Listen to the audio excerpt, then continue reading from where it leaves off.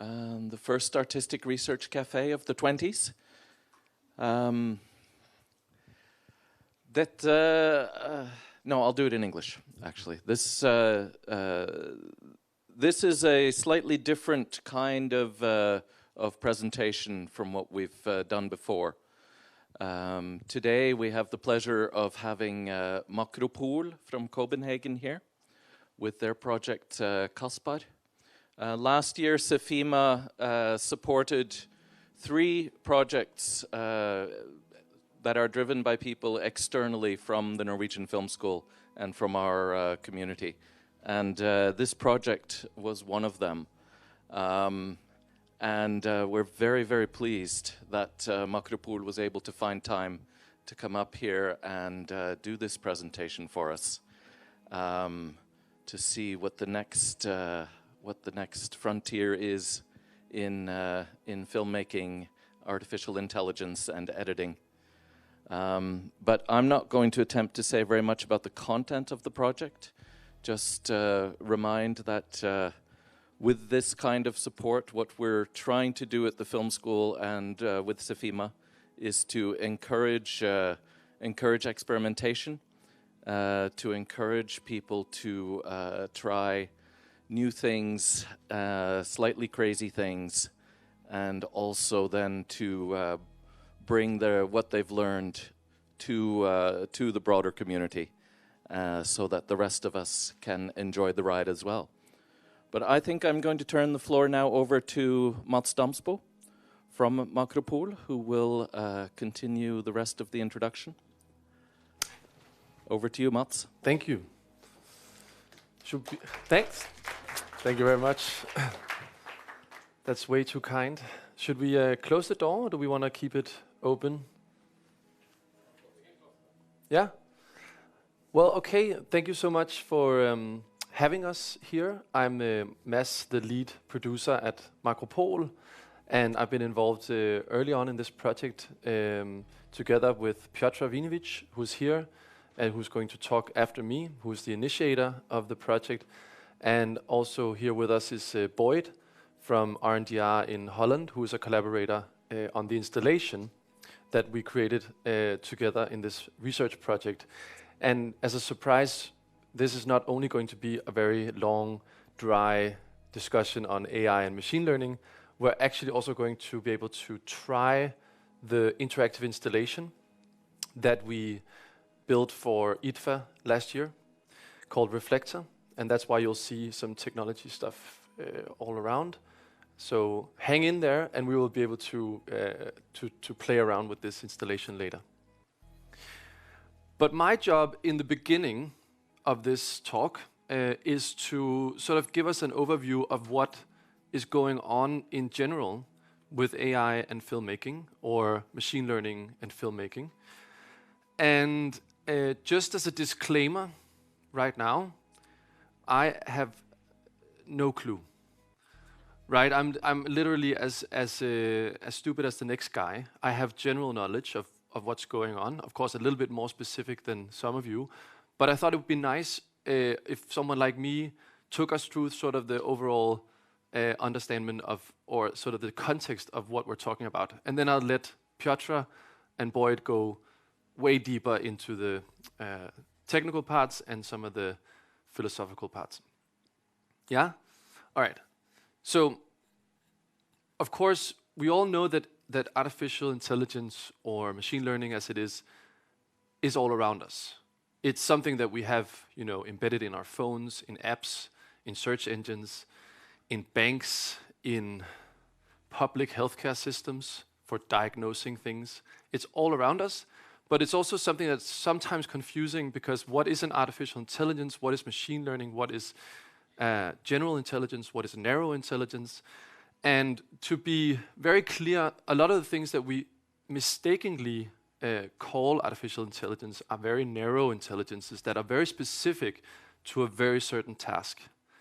So when we think about sort of human intelligence, it has more of that general knowledge. We can also call it general artificial intelligence, which is what is a very complex type of intelligence that can do things on par with what humans can do cognitively. And this kind of intelligence doesn't exist yet, and won't exist for hopefully some time. Because, of course, there is this theory, and it's something that is overwhelmingly in a consensus among scientists, is that when we get to the point where artificial intelligence will reach the level of human intelligence, there's no reason for it not to improve itself further and further exponentially, creating thus something we also call the singularity, which I don't want to get into because it's maybe a conversation for something completely different, but could spell the end of humankind, basically. And of course, this is a theory and a thought experiment that's been interesting for filmmakers throughout time. Just to mention a few of the early versions of how AI was depicted in films, you probably recognize Skynet from Terminator, and The Matrix, and HAL from Space Odyssey. Now, what sort of is in common with all these three AIs is that they are hostile in the end towards humans. They rationally think that they probably know better, which they probably do, and they want to take the human out of the equation. So it's a doomsday situation we have here. But there is also the human kinds of AIs that have been depicted in film. And just to name a couple of examples, Spielberg's AI about a young boy that realizes that he's not a young boy. Her by Spike Jonze, of an operating system that falls in love with not just one, but a lot of people that have downloaded her.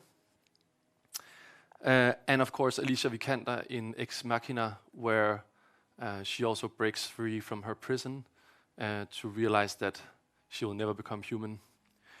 But these stories all have in common that there is some sort of, at least from our perspective as filmmakers or as humans, that we want the AI to become some kind of human in some relation to us. But always, in this case, the tragedy is that they will understand they will never become human. But that doesn't mean that an AI can't potentially make a film one day. And this is a nice piece of script from, part of it is from the film Space Odyssey, part of it is written on by a fan. But we can imagine that HAL one day could make his own film. Why not? So, what I'm trying to say is that there's this huge interest, and of course, this interest is not just on a sort of thematic, philosophical level. This is also on a technological level, because we are now seeing the AI tools, the machine learning tools, actually being able to be used in filmmaking. Just to give us a context of where we are right now in terms of how much video is actually being produced. This is a couple of numbers I just grabbed from the internet just now. But that's a lot. That's a lot of video and a lot of video content. And of course, as we all know, it takes time to edit and to curate content into something that makes sense for other people to see. No one editor in the world would be able to help us look through, or in that case, edit all of this footage, right? So a lot of different companies have suggested and offering now tools to help us make video content without editors, or at least help us in some of the very mundane and harder tasks about making films. Here's a couple of examples. So I've sort of divided them into 4 categories. We have prediction and optimization, curation, analysis, and generation and production.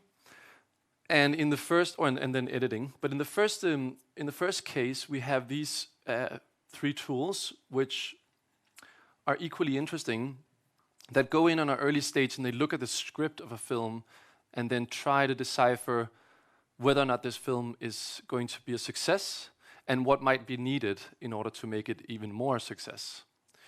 It can even, in the case of the tool Scriptbook, and by the way, all these tools here are free and available right now if you go online and want to find them.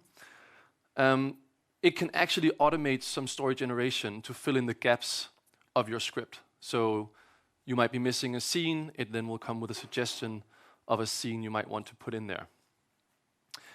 And in terms of curation and analysis, a very interesting tool here is something that we're also using called Velosa, which is part of the tool that helps look through content that might have copyright infringement. So analyzing footage to see if there's anything that is not appropriate or maybe is breaking copyright laws on different streaming services. Velosa is an automated tool that analyzes films and flags them and tags them so that you can then decipher and curate through them. But their tagline is basically understanding video like a human, which I find super fascinating because what does that even mean? And how much complexity do you need in order to understand video? I don't think they're there yet, but the massive scale of what this tool can do is quite staggering. And we'll get into that probably a little bit later. And then on the right side, you have a whole bouquet of tools that are now offering us to be able to create small branded videos for your company. Maybe you want to do an animated film, like a how-to video. You can just put in a text and then it will create it for you automatically. Or you can throw in your GoPro material into quick stories and it will do like an automatic sports video. And even virtual VFX editors that will create VFX shots that are on par with Hollywood VFX. All created and all powered by machine learning or artificial intelligence. But what's interesting also is that there's not a lot of tools readily available now for editing. And the question is, of course, why is that? Well, one of the big reasons for that is that this is where the full complexity of film starts to enter. And I'm going to let Piotr speak a little bit more about that. But before we do that, I want to take you through a couple of the research that's going on and to show you what's going to come right around the corner from now. So these are the tools already existing now.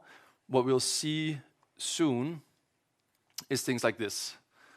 You probably all know the deep fakes of Obama, where he was talking about, where you suddenly see him having a conversation that he'd never had or saying something he'd never said. This is Samsung research on taking few source frames and then creating a driving sequence that then creates deepfake videos. I'll show you a little bit of what that looks like. But you can see here, it was trained on maybe 16 frames, and then these 16 frames turn into a video in the bottom right corner. And Samsung actually perfected this research so that it can actually do it with only one frame. Here's a frame of Marilyn Monroe turned into a video of her talking and singing. Looks like she's talking more than she's singing. And of course, this is completely synthesized and generated. DALL-E.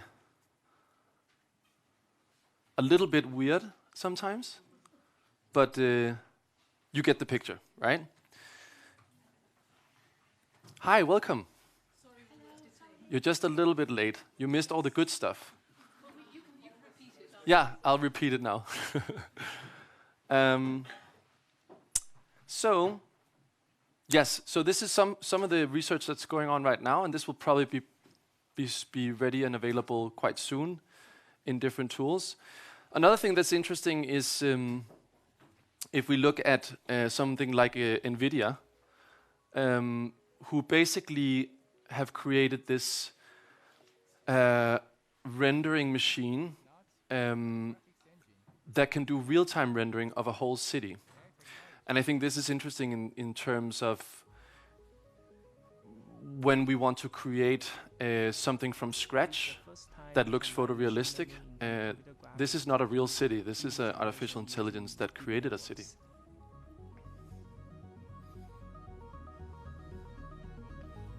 For training data, we're given some driving sequences of different cities, and then we use another segmentation network to extract the high-level semantics from these sequences.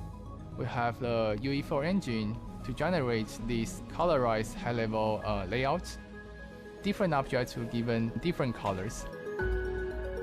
The network converts these representation to images.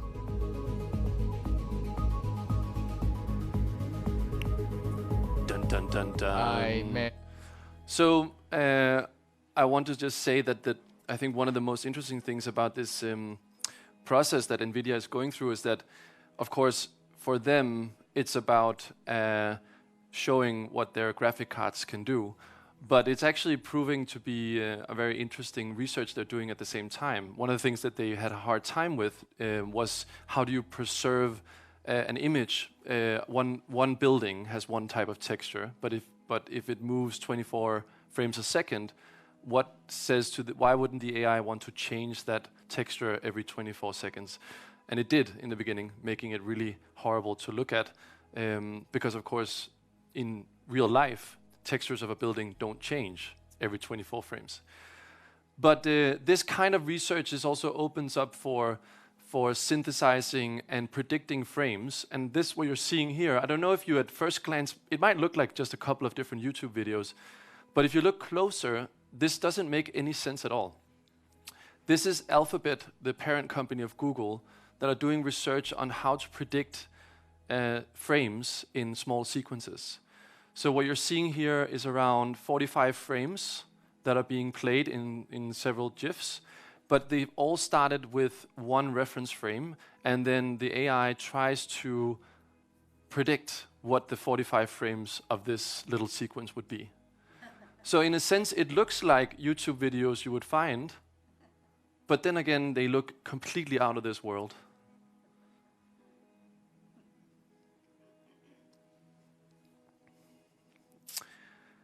Another great example of where research is taking us is from IBM, who, as you all know, created a AI called Watson that won in Jeopardy for one. But Watson was also placed or given a task of trying to edit a trailer. So it was told, here is a science fiction film, here is all the footage, create a trailer from what you know about trailers. And this is what it did.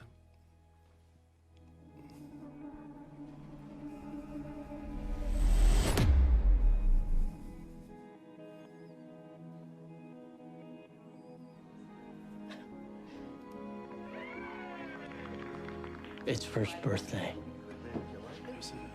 exceeded our wildest expectations. Nice to meet you, Morgan.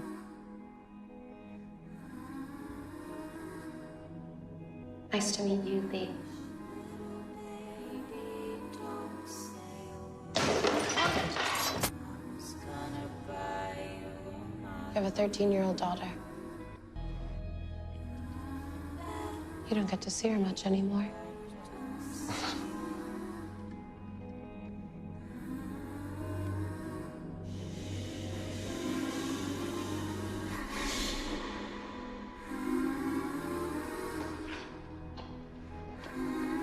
Skip, don't go in there, okay? What? Don't you go down there, Skip. Don't be afraid, Amy. I have to go say goodbye to Mother.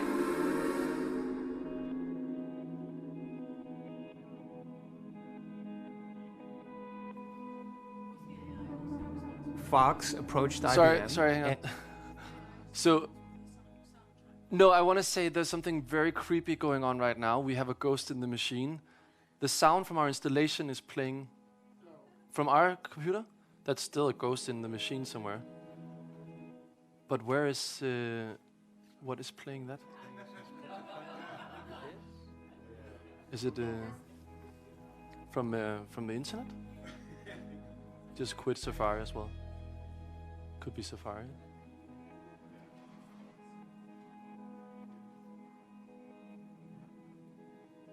Could it be the one of our slides is still running?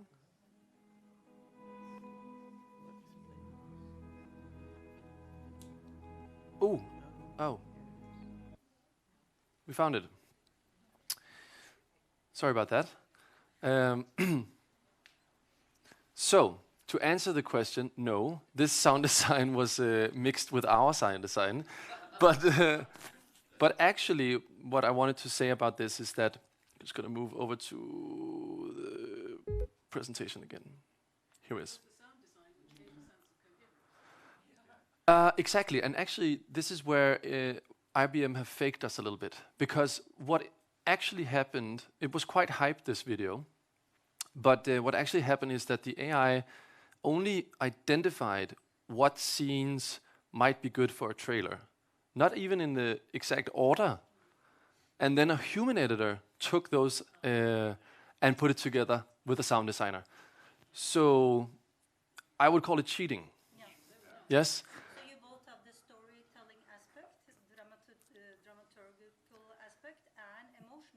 Exactly. So in this case, this didn't even take into account the progression of different cuts and how that might change the sentiment and the understanding of the trailer. Anyway, it's still interesting in terms of it does identify some, I would say, key scenes that you can recognize from a trailer. Anyway. Moving on to some other research that is also super interesting and maybe more closer to the discussion that we're having today about editing is in fiction. This is a Stanford experiment. In fiction, we have a little bit of sort of easier approach to editing because often we have a script connected to the film we're making. And in this case, for instance, dialogue-driven scenes, you have two characters, and you have possibly three angles. The shot from one side, over shoulder, shot from the other side, and the two shot, right? And then you have different takes, and in this case, for some reason, we're not seeing the full screen. I'm gonna help. Yay. We have 73 seconds long output with 15 input takes that took 3 hours to edit by hand. And I'm going to show you how the Stanford computational editing was done. In this paper, we show that by focusing on a particular but extremely common type of scene, namely dialogue-driven scenes, we can create much more efficient computational tools for editing. Our approach is based on what are called film editing idioms in cinematography. These are rules of thumb that editors use to relate editing decisions to the narrative of a scene. Things like, start with a wide-angle shot to establish where the scene takes place, or use close-ups to intensify particularly emotional lines. Our system uses audio, video, and text analysis to extract a variety of labels from several input takes and a common script. It then segments each take into separate clips for each line of dialogue, and aligns these with the text of our script. We then present these segmented and aligned takes to the user for editing. Organizing the takes like this already saves a lot of time, but the real power of our system comes from the ability to do idiom-based editing.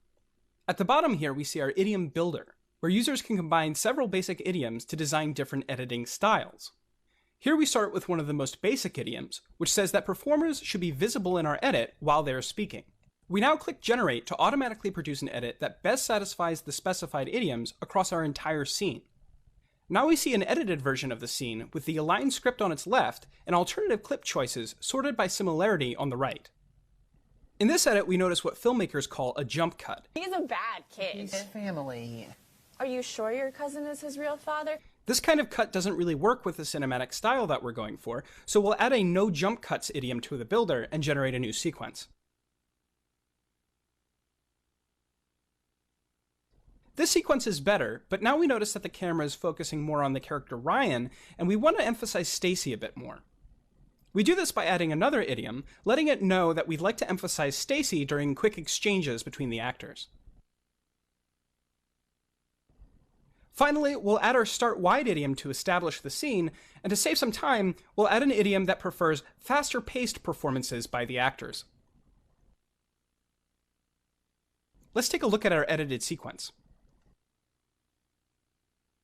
I am not buying that kid a Christmas present. Stacy. He's a bad kid. He's family. Are you sure your cousin is his real father? Because I'm pretty sure he's the spawn of Satan. Come on now, that's a bit dramatic. Oh, really? Yeah. You're gonna make me regret saying that, aren't you? He called my Nana dirty. I know. To her face. I know. You know she has a medical condition. I'm aware. Look, I'll admit he can be a bit insensitive. He dropped my sister's dog out a window. We don't know that. He tried to blame it on terrorists. Okay, that was pretty bad. But don't think of it as a gift for him. It's for the family. We're keeping a tradition alive. Fine, but I get to pick the present. God, what did you have in mind? A donation. What? I'll make a donation to charity in his name. He'll hate it. Exactly. That's why it's perfect. You're the only person I know who could turn a charitable donation into something spiteful and vindictive. So this, I think, is a really interesting example of how the computational and algorithmic way of editing is actually quite effective here. And they already built an interface that suddenly has nothing to do with a timeline anymore. As you can see, the timeline was actually vertical instead of horizontal, as we're used to making films. And so this is kind of like changing up the way we could approach editing a film. And I can imagine that this would be quite a fun tool to work on larger productions with. Yeah. They had, I think they pre-trimmed the clips here into 75 takes. So they pre-made those cuts.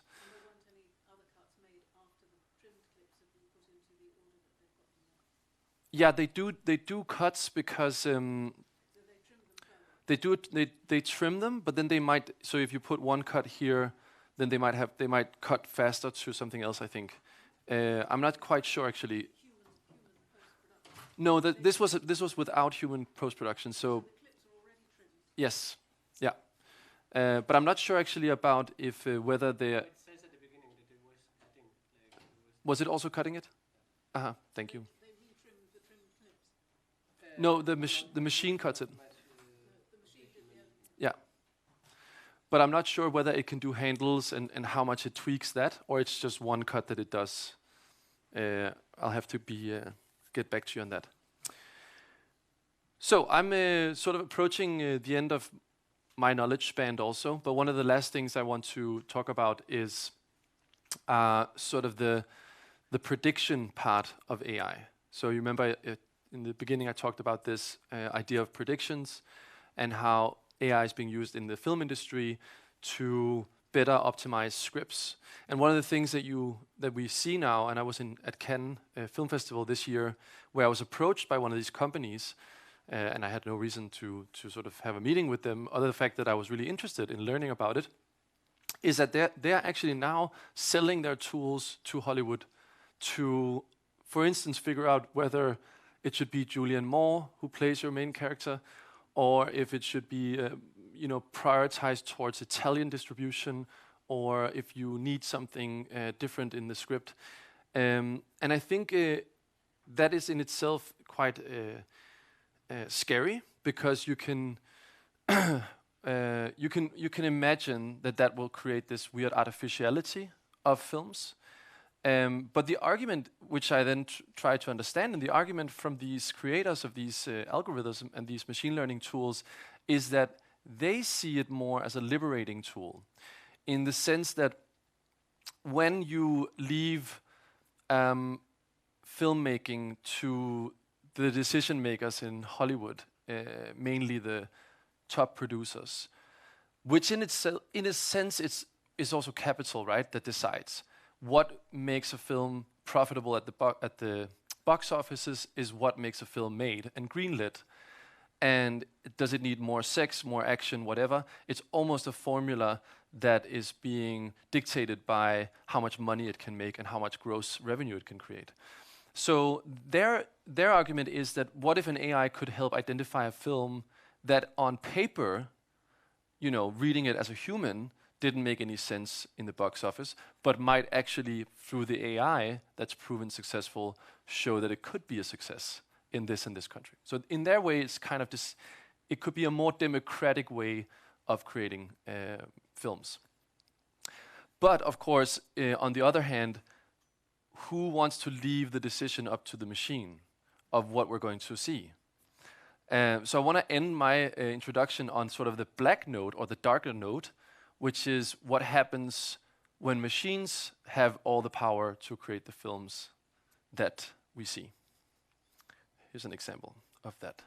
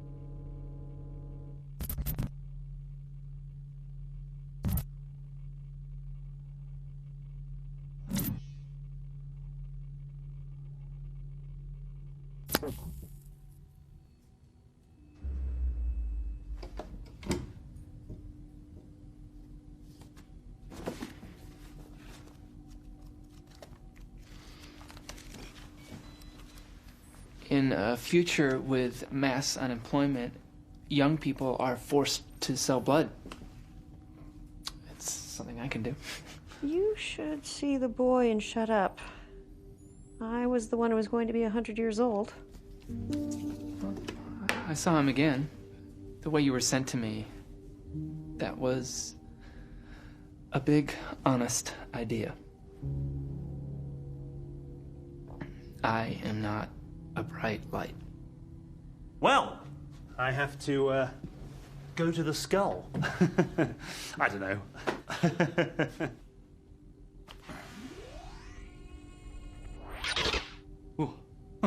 What do you mean?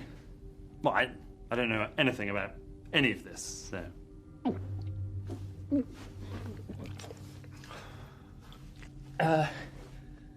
Then what? There's no answer. We're going to see the money.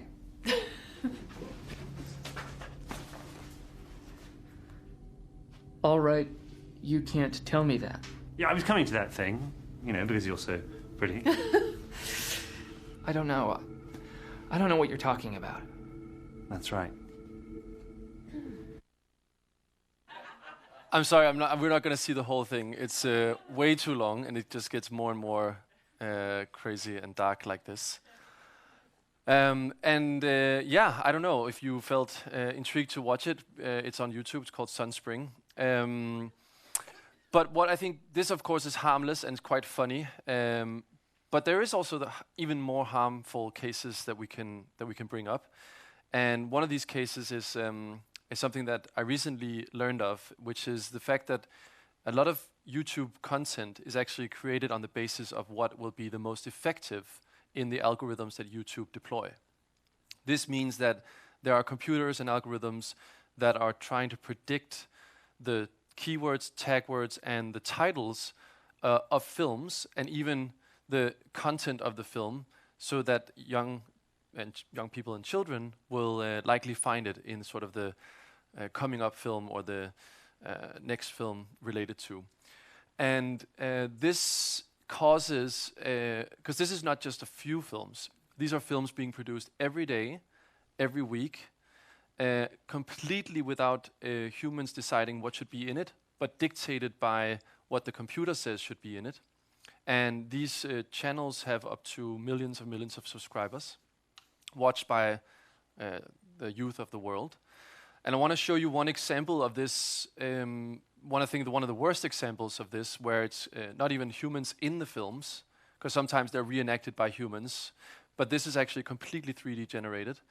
And I don't see any reason why this generation, this 3D generation, also couldn't be done by machines at some point, and then completely taking humans out of the equation. And I'm going to show you what that looks like. We're going to have to jump to YouTube to see it, I think. I just need to find the link. How do I go into the link? Like this.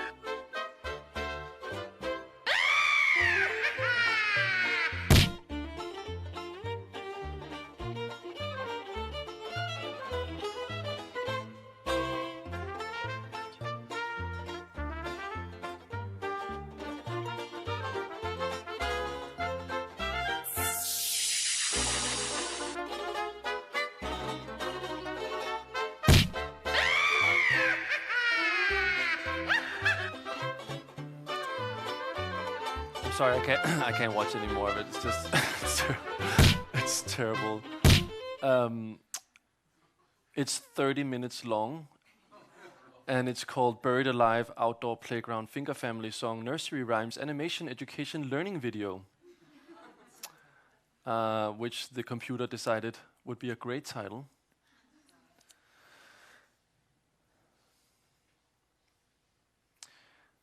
So that's my introduction. And now to introduce Piotr, hereby introduced. Thank you.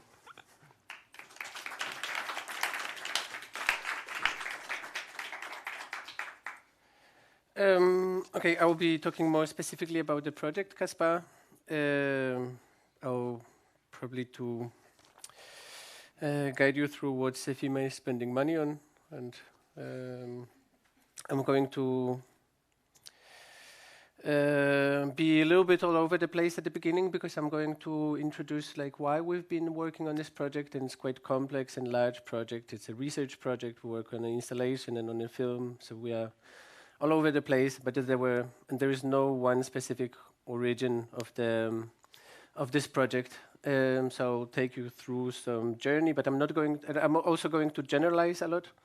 But I'm going to introduce it as a little bit like a bullet point, so you'll know like what we've been looking at and what inspired us, and why we worked on it. And I think I will start with taking us back in time. And I was thinking about just explaining that that technology has always found its way to the art world, and it has been one way or another incorporated in art practice, either as a tool or inspiration. And we're looking at camera obscura, of course, like it's been used by painters like early, like in Renaissance. So any new inventions have been used as some sort of help in being incorporated, like in art. So then. And we're looking at film as an art form, and we're specifically looking at the documentary film, which is clearly associated like with video art and the form of film that has been always stood against industrial cinema and television. And it also, documentary film originates like somewhere with invention of the affordable cameras, or consumers' cameras that allowed filmmakers to step out from the industry and take art form in their own hands. And it's like this is the process that hasn't been industrialized. And even though documentary film is not you can put it really in one box. It's not a simple form, but what it definitely how it operates and what it makes it different to television and industrial cinema and Hollywood cinema is that it doesn't really follow the script, and it relies on the bigger amounts of footage of raw material that ends up being a film.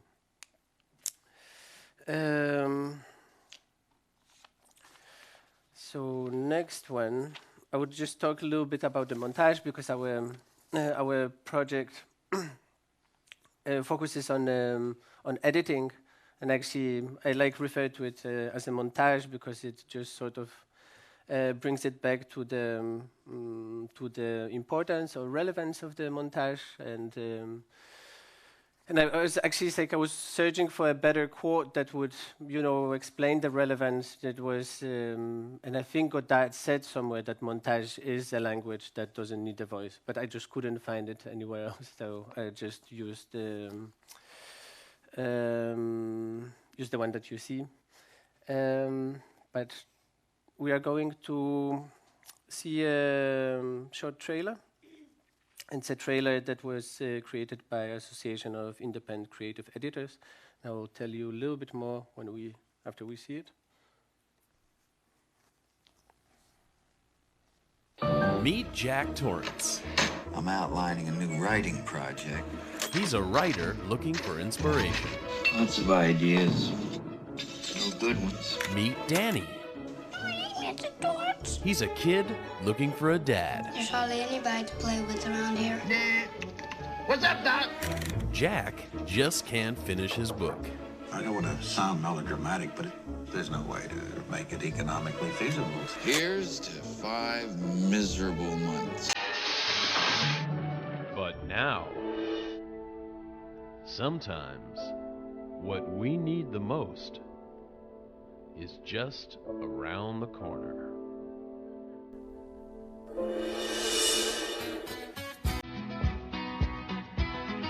I'm your new foster father. I'd do anything.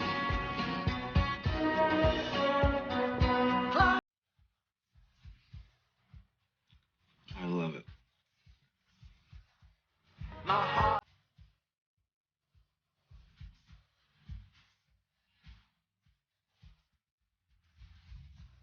Shining.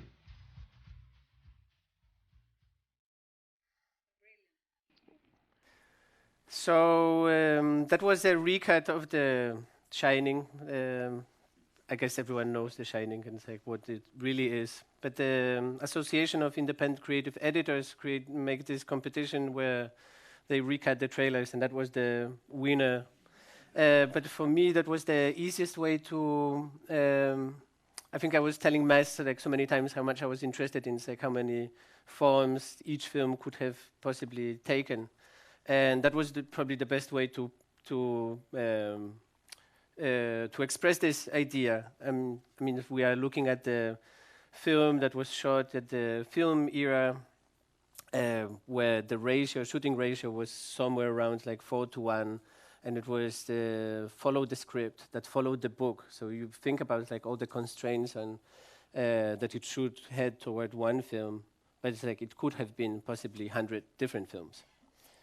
And that was the case already early on, and that's the case with Greed, the film from 1924, where the first cut, the director's cut, was 462 minutes, and producers were furious. They've burned the reels, turned it into 140 minutes release, and the director took it back and then worked with 239 minutes. So even though we know the format of them, we sort of look into 120 minutes releases, and it's this is what we are used to. I mean, it's those struggles were visible early on. And I talk a lot about the fiction films. It's simply because it's easier to express some of the ideas or some basic thoughts behind the project. But we specifically look at at the documentary film. So, in order to point back a little bit at the documentary films, I was thinking about The Act of Killing, because the director's cut that was over 2 hours was the original cut, and including Werner Herzog and Errol Morris, that claimed that this is the only cut that should be seen. It's been cutted down to the cinema release that been shown in the cinemas. That was, I think it was from 2 hours 20 down to 1 hour 40. I think it was something like this. And I mean, of course, it consists of different scenes, extra scenes, and the narrative is different. But I mean, it's still the same film, and it's considered to be the same film. And that makes me look into... Okay, we are looking at Martin Scorsese and Thelma Schoonmaker, editor that worked with Scorsese with all his films. And they are well known for their close collaboration. They've been collaborating together for years. And she's an incredible editor. But it's like I'm using this image actually like to talk about... We've been looking at the films, the fiction films, that could have taken so many forms. And I would just say that it is a little bit... It's harder to imagine the role of an editor, or this when it has to work with, 500 hours of footage to create the film, and all of a sudden there is no script to follow. So there is lots of decisions that are being made in the editing room, and all those decisions. There are also compromises. There is a director, there is editor, there is a producer, there is a TV editor, and everyone has an impact. There is all of the number of characters, number of possible storylines, number of side stories. There might be a voiceover. So there is so many decisions that we are taking. And okay, and this is actually when I'm actually starting talking about our project, because. All those decisions, like all those complex network of relations and decisions that is in the footage, but also outside the footage and in the editing room, it makes it such a complex process that actually this is what made me believe that actually machine learning is where it performs best, where it has so many variables to work with and so much material. So documentary was like such a obvious choice to look into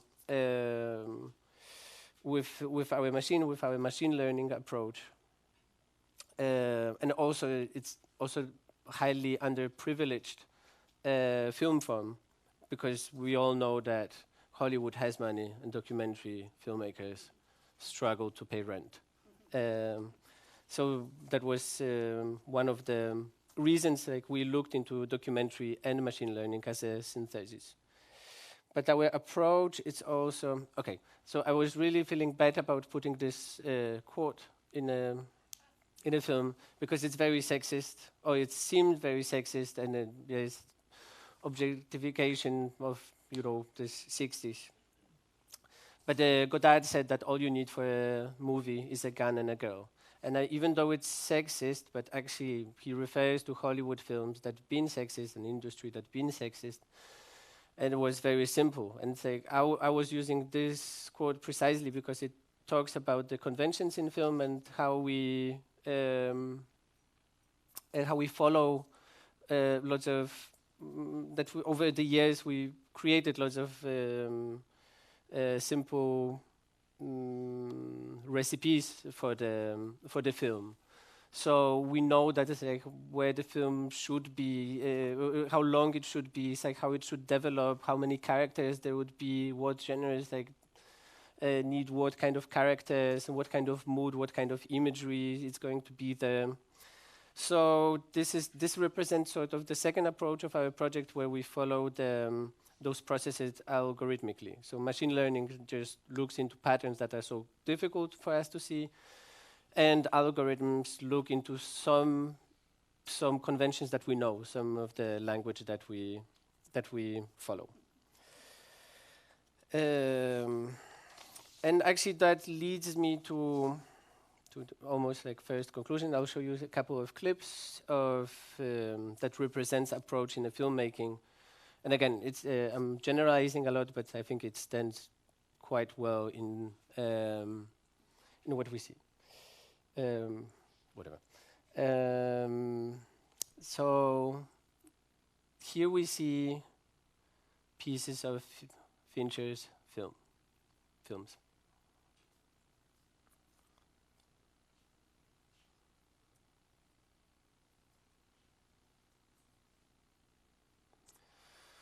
So, I mean, what Fincher is really good at is like he sort of almost reflects our perceptions, like follows our moves, and so he steals our eyes, and it represents for me, even though it's camera work more than editing, but like what editing does often is just trying to lure us in and let us watch the film and forget that it's a film, so sort of to dive in.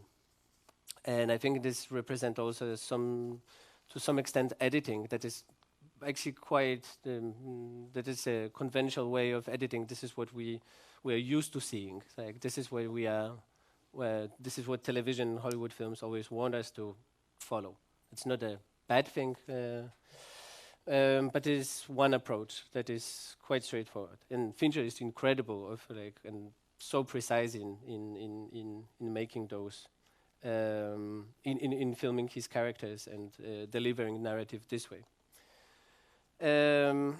But I'm also showing like 2 examples that challenge that, and of course, and we're looking again like at Breathless by Godard, and you know he films his characters from the back. He uses jump cuts. Like he uses everything that like might seem to some as a mistake or like was considered difficult. But he uses as something to challenge the way we see and sort of develop our perception more than duplicated or replicated. That's the same thing, sort of. And I'm going to show one more clip before I'll go into a conclusion. And it's Je t'aime by Resno. I'll just show you the clip and tell you a little bit more later.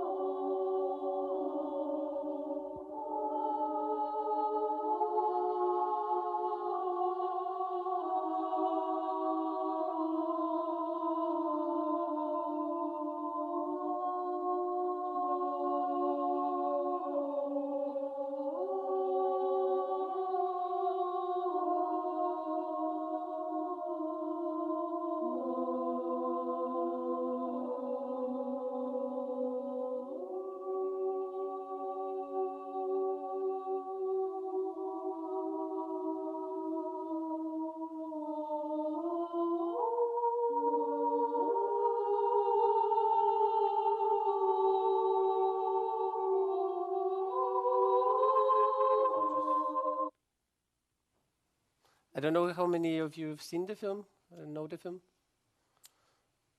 I will give you just a brief synopsis of the film. It's a man on the verge of committing suicide. He's being selected by a secret service to experiment with a time machine that can take you back in time, but for only 1 minute. He gets stuck in a time machine and he travels back in time randomly. So we are being, as audience, exposed to his life, shuffled around, and it's a puzzle that we have to make the logic by ourselves by only those fragments that we're being being exposed to. So it's a film that has been conventionally shot as a film, and then it's like in the editing room, it's been shuffled. But taking into account that the story is that he's in a time machine, and this is where he travels, so it reflects the reality. But actually, this reality is being portrayed by editing, or it's like there are those bold moves that you use in order to tell a story and to find the alternative way to tell a story. It's an incredible film. I would recommend to anyone. So Mads encouraged me, like after this part, like to just to give a short conclusion, because we were asking the question why, or those were all the reasons that sort of started the project for me. And I don't know like how clear it is to you, but those were inspirations. This is where we've been. I've been looking at. I've never been like that much involved, like engaged with technology, but I think like I found it fascinating that like you could answer lots of those. Like it's impossible to ask lots of those questions just manually looking at it. And this is where we aligned together with Mads, and we started asking more questions on you know how it can be incorporated in film editing, like what we can learn from that, how we can create the tools to analyze it, and looking specifically at documentary, how if machine can be sensitive to human subject. So that's the first conclusion. And I'll go more, I will just show you a little bit about our project, about what we are doing. It's going to be lots of numbers and diagrams. I'll try to go as fast as possible through those. But one of there was a research done by James Cutting and his students at Cornell University that was a great inspiration. But what he did or how he started, he was looking at the films through he was calculating average shot length, and he was he was measuring the cut length, the shot length, and creating like big volumes of data. He started reading the films only looking at the surface. So he never looked at the content, but he started getting lots of conclusions on like how films been done, how they progressed throughout the history. And then he looked also on the types of shots. So he did lots of those manually with his students. But we found out that's like, okay, it would be, if he could find so many answers in just looking at the shot length, that if we incorporate like other parameters and other variables, we'll probably find out much more. So this is where our research started, and this is where we algorithmically look and analyze films. And this slide is to sort of show you what the machine learning is and how it works. And it's an abstract idea, actually, and it's created for abstract tasks. So it actually doesn't represent that much, but basically it's like if, and it was actually a suggestion of our software engineer that works with us that was the best way to show how the machine learning works and why it works so well with the big amounts of data. And basically it's like the more data we have, the more straight or we can calculate this line that separates them. And it's you know, machine learning is an abstract task that's like we actually don't know. It's like it learns, it gets the data and gives you the results, but it's like a black box that we don't understand. So that was the only slide that I could think of, or we could think of, that represents like this process. And it would be great if you don't get back to it at the Q&A later. Let's not talk about it again. Okay, it was a part of the project that we started thinking about also the romantic approach and how, you know, it's like technology translates into romantic approach in a film. And Herzog is also known for saying that like the machine that will never do film in 4,500 years as good as his. And it's often this is how people react. That's like, you know, it's like what machine can't look into feelings and soul of the film, and this romantic approach, which I personally, I don't believe in a soul, but it's like but I believe that's like that the machine, one way or another, maybe with different words or different language, will get to the point to translate the same things that we were trying to do. That's pretty much the thesis of sort of challenging the idea of machine being like this cold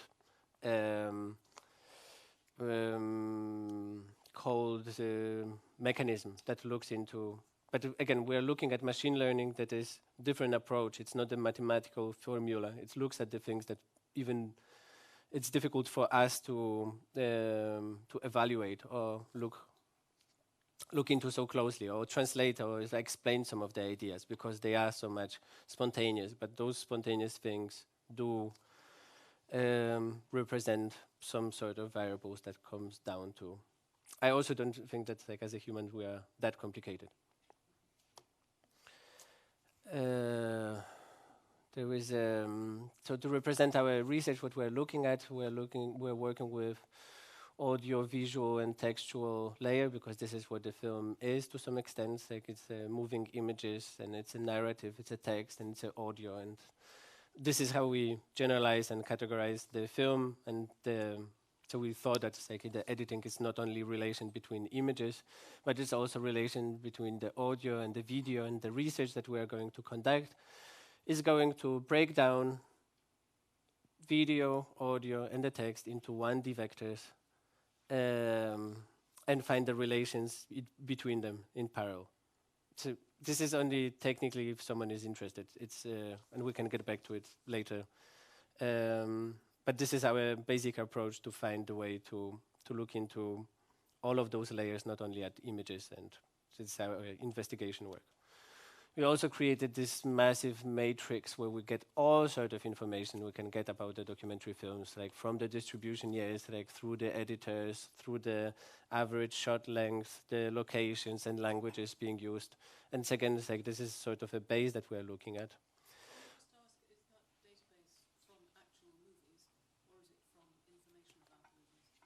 Information about movies. Like, so first step was to gather all the data that is available, and something that we just don't need really machine for. It's just we're trying to look from every single angle, because just like in these diagrams, like we started looking at into what seemed to be quite like tasks that we didn't know where it's going to take us. So there are patterns that we know. Like there are convention in documentary film that we have, 1 or 3 characters, and it's like 3 characters represent, each generation or each race and each problem, and it's like there is a narrative structure in documentary films often. But one of those, like, we started looking at different documentaries where, like, we're looking at distribution of characters. So we tagged all the subtitles, and we started looking, like, throughout the film. So you're used to seeing a film from A to B, and you never see, like in the editing room, a timeline, or it's like you don't really think about it. But like the way we've been. What we've discovered about analyzing lots of documentary films, that there was a pattern in introducing the characters, and it's like how they divide the blocks of the films. So it's like there are sort of chapters of films where you introduce characters, and those characters are in the dialogue, and those characters are in the dialogue, and those are in the dialogue, and those, and then by the end, like they're all in the dialogue. And it's actually a pattern that we found like in many films.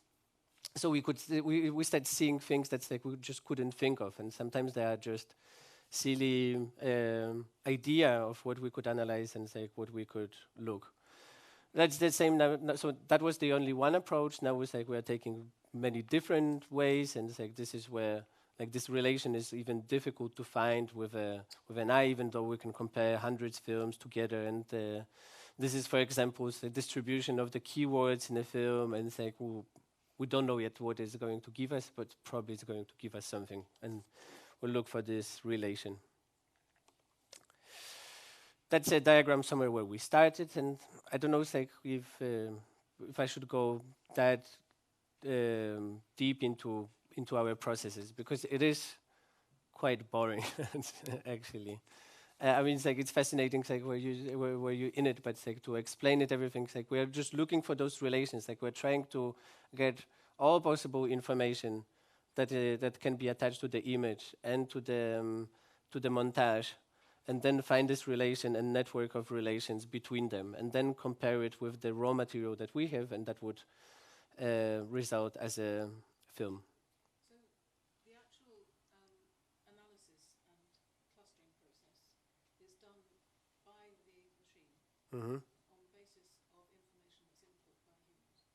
Yeah. And there is a moment that's like it's just so complex that we have say keywords. We've got the short types. There must be a relation between like this, why you have close up, and then why you've got establishing close up and long shot here, and there is like specific type, like there's specific words there and specific music. And I mean, it's only one scene can create like this very complex relation. That's like it's just difficult for us to put in words, or maybe it's like there was never an intention, but it creates this network that would translate into what we thought was intuitive or romantic, a spontaneous decision in an editing room. That could come down that it actually is a pattern that we follow.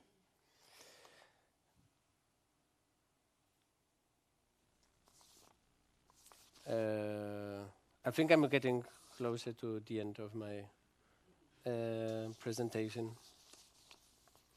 Did you ever look into the musical aspect of editing? Yes, we're looking at audio. We're looking at as in the rhythm of the cut, and as not being solid, but having a musicality in the pieces in between them as relationships. Yeah, that's actually James Cutting from Cornell. He was looking into. He actually found something incredible, looking only into the cuts and the rhythm. Like he found the fractals, sort of patterns in editing. He found that actually like editing like unconsciously reflects our like footsteps, breathing, and it's like quite natural rhythms like from our life, which is quite incredible because again it's like we wouldn't think about it, or it's like maybe we would because like we need some sort of actions like to follow, but I mean it's like that it precisely follows some sort of rhythm, and the music I mean it's something that he found together with his editor friend. It's a long story, but we're taking lots of those different approaches. We're reading lots of academic papers, lots of we talk a lot with editors and filmmakers, and sometimes it's like just this kind of conversation gives us yet another layer to explore. But I'll just okay, I know what it was supposed to be. This is we can just watch it. I can.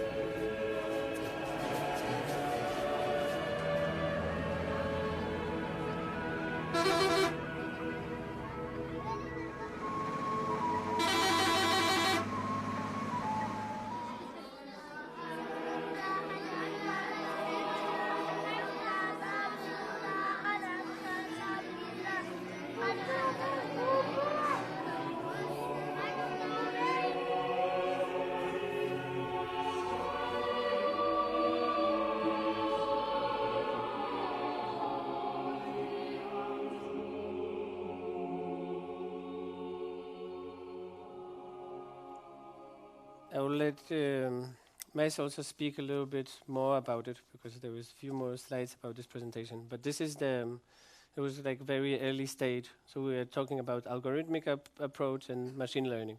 And this is pure machine learning where we train the film, our machine on first 2 minutes of documentary films, opening scenes, opening sequences. And this is what we got. And actually it's like we could follow some sort of ideas, but like we can't follow the whole process or decision making. And I mean, it's like also it's like our analysis will help us, or it's like tool for analysis will help us to visualize those processes. And this is actually will be interesting to hear from Boyd because like this was the installation that you're going to see was sort of first visualization of our research that was already a complex process to follow for us, and we had spent also lots of times like, well, how we are going to deliver it to other people, it's like what we found so far, and explain it. And I will just give a very quick conclusion, because I mean, maybe it's clear by now, it's like why we are looking into it and what we are doing. But basically, we're interested what we can learn, and what we can learn about editing, about like from the machines, like how we can approach it, but we can also probably reduce the amount of labor, and we know that 50% of the time in editing room is spent on sorting out the material and getting rid of useless crap, and I think we can reduce the back pain problems of editors, like the same way. But we can definitely learn and find maybe objective voices and understand better why we make films the way we make, and maybe push cinema somewhere else. Those are like grand ideas, but I think like this is where we should go. Yeah. So I will. I had this slide from Independence Day, and I actually had a good idea why it was there, but I think it's too complex actually to. I don't want to go into it, but maybe with Mes we are going to present a little bit more about the project. It's also like maybe I will start with a Caspar, and then maybe you can. Actually, we have a break now. We decided. Okay. Yeah. So just before we go to break, I don't know if was it clear that the last shot we did shown that was from our project, so that was our machine. Okay, just so you got that. Let's have a 10-minute break. Yeah. Thank you.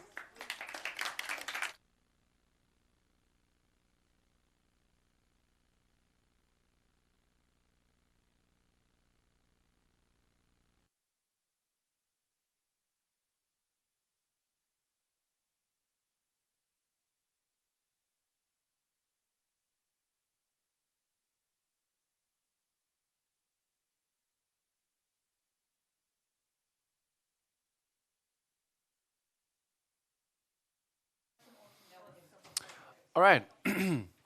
So welcome back. I hope you still have energy to follow along with us.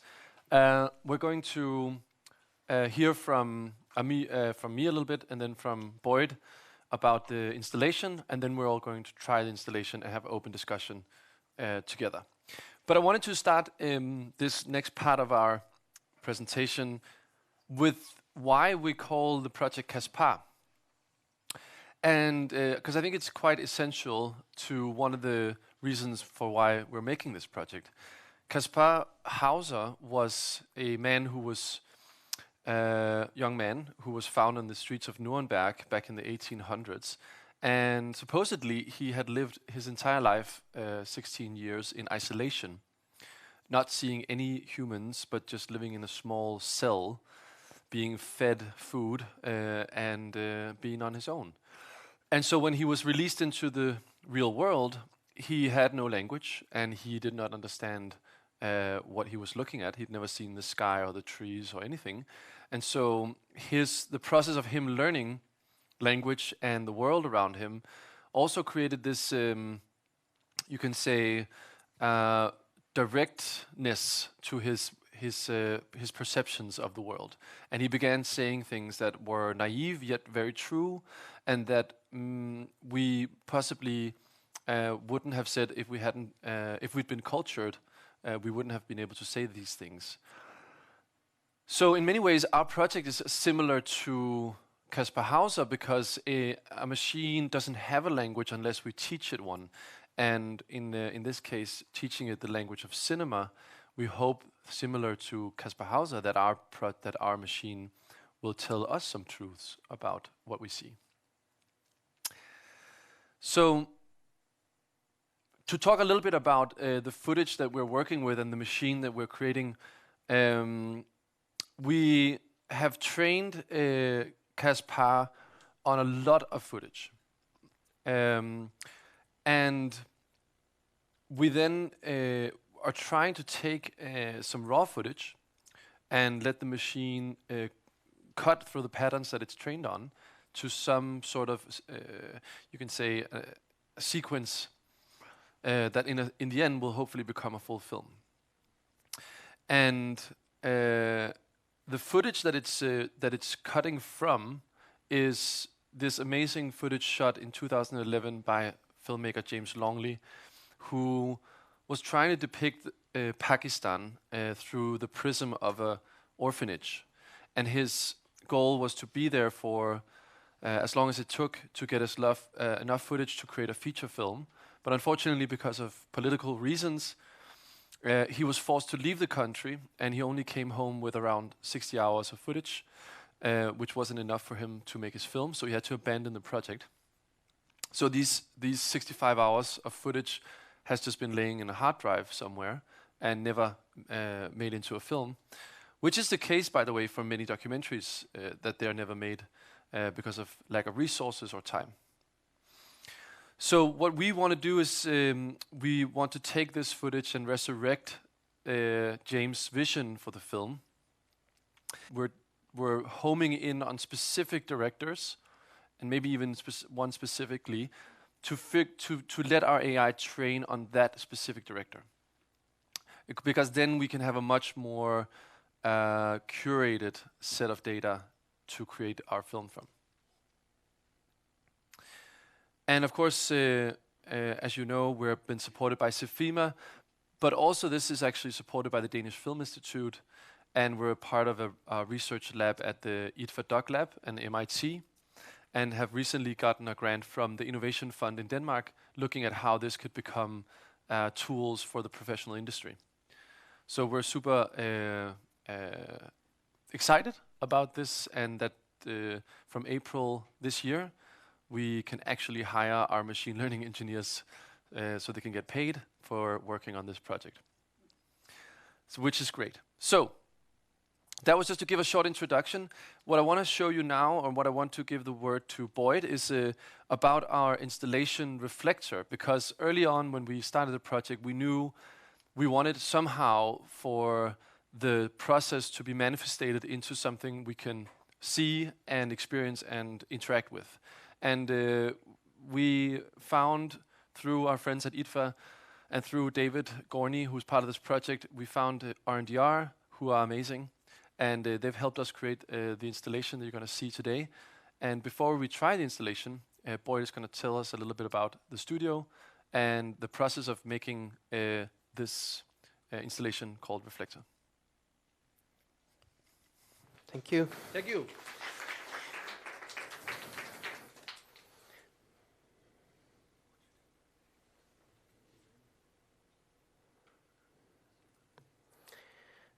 All right. Yeah, starting off, I'm from RNDR. We are a small design studio based in the Netherlands, and our history lies in graphic design.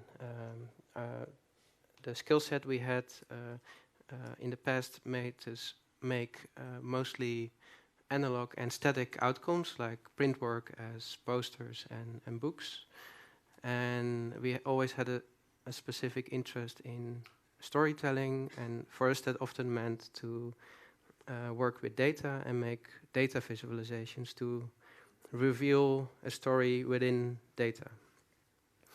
And through the years we have been in sync with developments in technology, so we've also been building not only static outcomes but also digital and dynamic results. So for example, a website allowed us to make it interactive, and this interactive part allowed us to let the viewer, the user, give its own make its own perspective to a data set. And for us, and that's where RNDR is mostly now focused on, we look into more spacious experience, so away from the screen, and make things interactive and immersive. And an important element of that is that we use, how we work, we use code, we program to reveal the data. And yeah, sometimes a project starts like this. For me, it's just a lot of sheets with numbers and data. And but data can also be this. It can be also be an image. The database that we really love is Google Street View, and we did some research on what can we do with this. So we were curious, okay, what if we would download one of these images? And here you see a two-dimensional version of that same Google Street View image. And by building tools, programming, we developed a small program that would allow us to not only download one, but download street views of a whole city. And we started to connect them and make new sort of images or perspective to a city. This is Milan, and yeah, we were really intrigued by the new perspectives it would give us.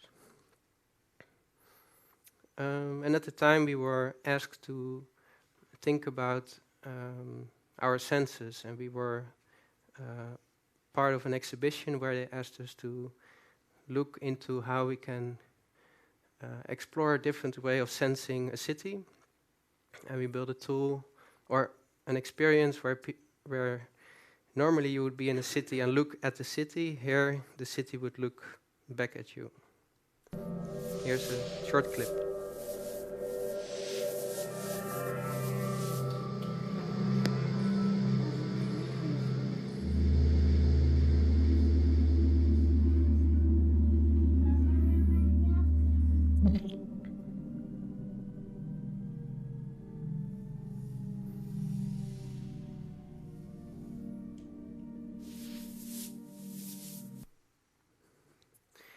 And a further step of this was that we wanted to add data and stories to this. So we started scraping news articles from online, data sources like RSS feeds or tweets, and we would gather them based on trends, and these trends would often lead to a location, and then of one location we try to download as much as possible data available, and we try to combine that again with the street view images that we downloaded.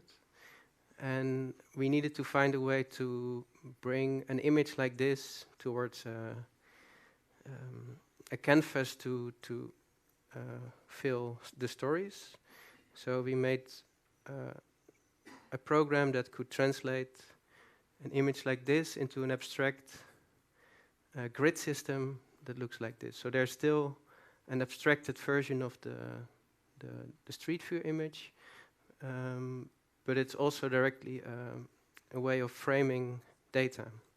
What resulted in an exhibition we did in Stedelijk Museum Amsterdam, and we again made this an interactive piece where people could interact and reveal these stories by approaching it.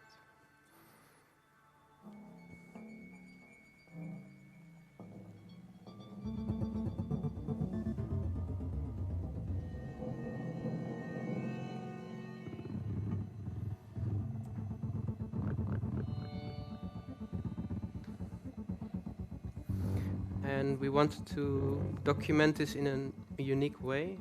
So we created a small short movie that tried to express the interaction the best. I will show just a couple of seconds from this.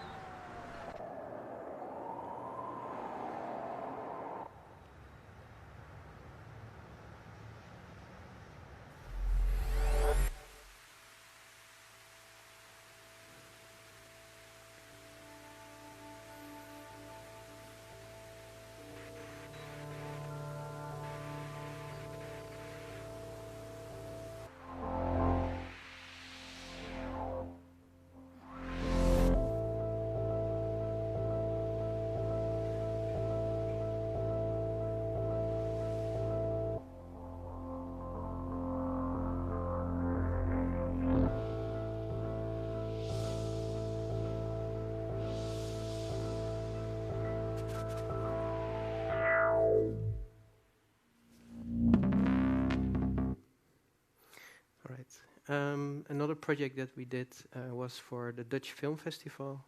We collaborated with them on their premiere night. They revealed 20 new movies, Dutch movies, that were that year produced, and they wanted us to create a poster that would be dynamic. And we had in mind to let the visitor be in control over this poster. So we had this original idea where a visitor would approach a screen, and the screen would then capture the pose that was taken by that person and try to match that with corresponding scenes from existing movies. And here's a short first experiment we did on that, where my colleague Edwin, he is able to trigger certain scenes based on his pose.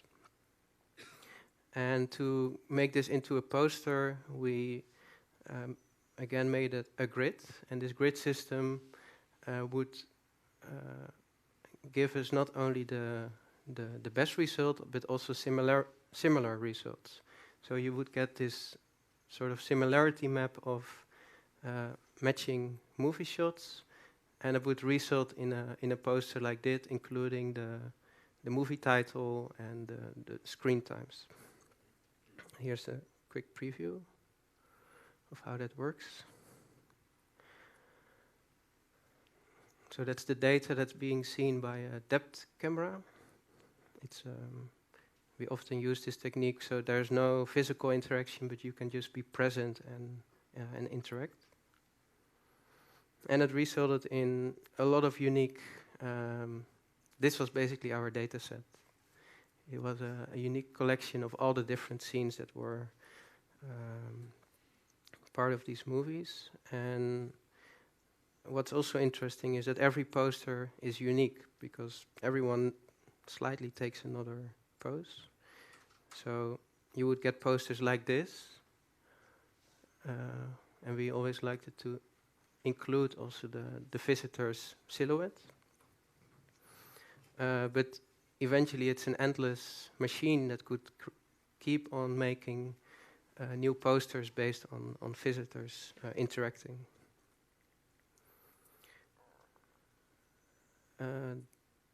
Then I want to show a piece we did a couple of years ago in Frankfurt, Germany, where we were asked to take part in a exhibition for the Dutch-Flemish film literature opening, where a lot of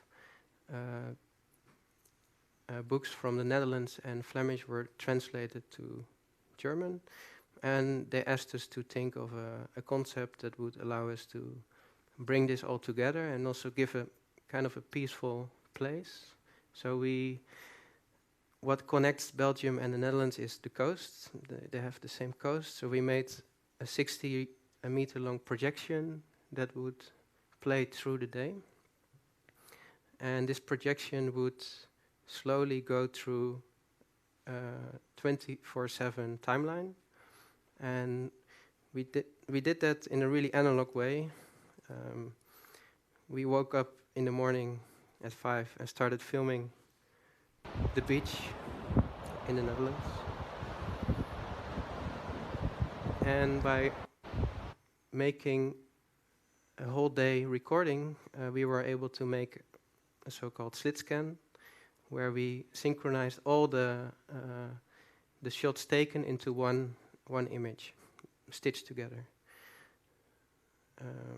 In total, this was 14 hours.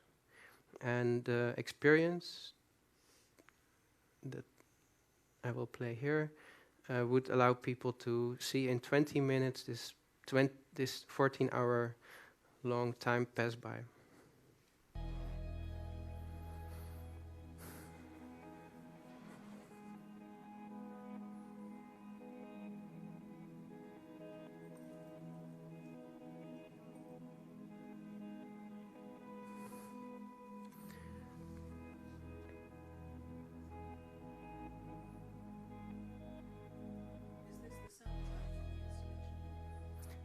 Yeah, that was looping, I think, before in your presentation.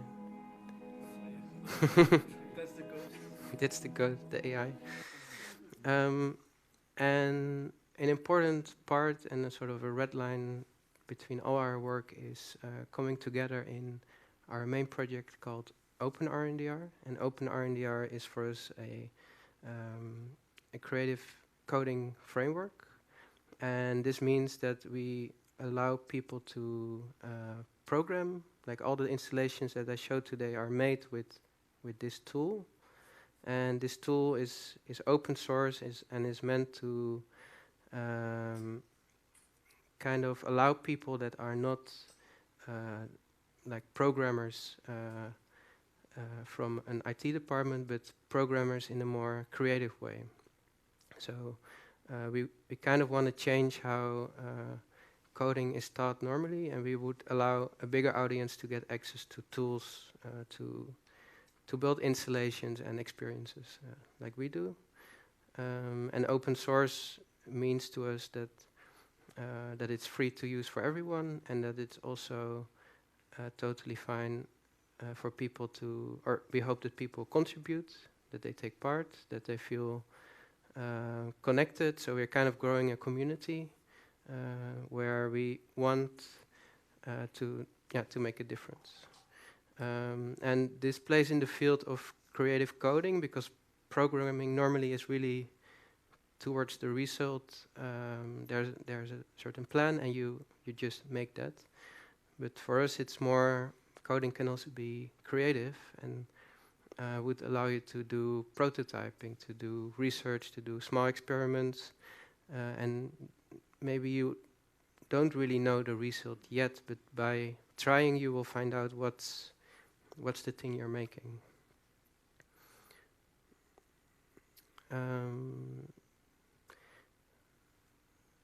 These are like the basics. So with just one line or two lines, you can make simple graphics that looks like this. I don't want to give a teaching workshop today, so of a programming workshop today, so I will skip through that.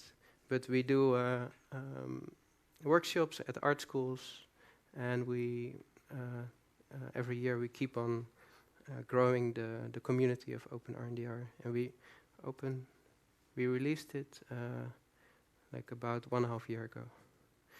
And recently we are also supporting machine learning models that allow people to interact with these directly from Open RNDR.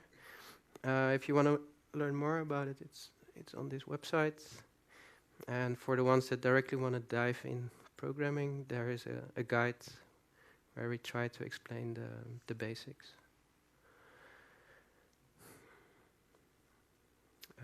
We have a small roadmap, and we just released a new version. Okay, then I want to talk about Reflector. Reflector started off, from our perspective, also from a data starting point. So these are all the shots taken from the database that we got. In total, it was around 60 hours of footage. And this is just a quick build-up of all the scenes. Eventually, it builds up till the end.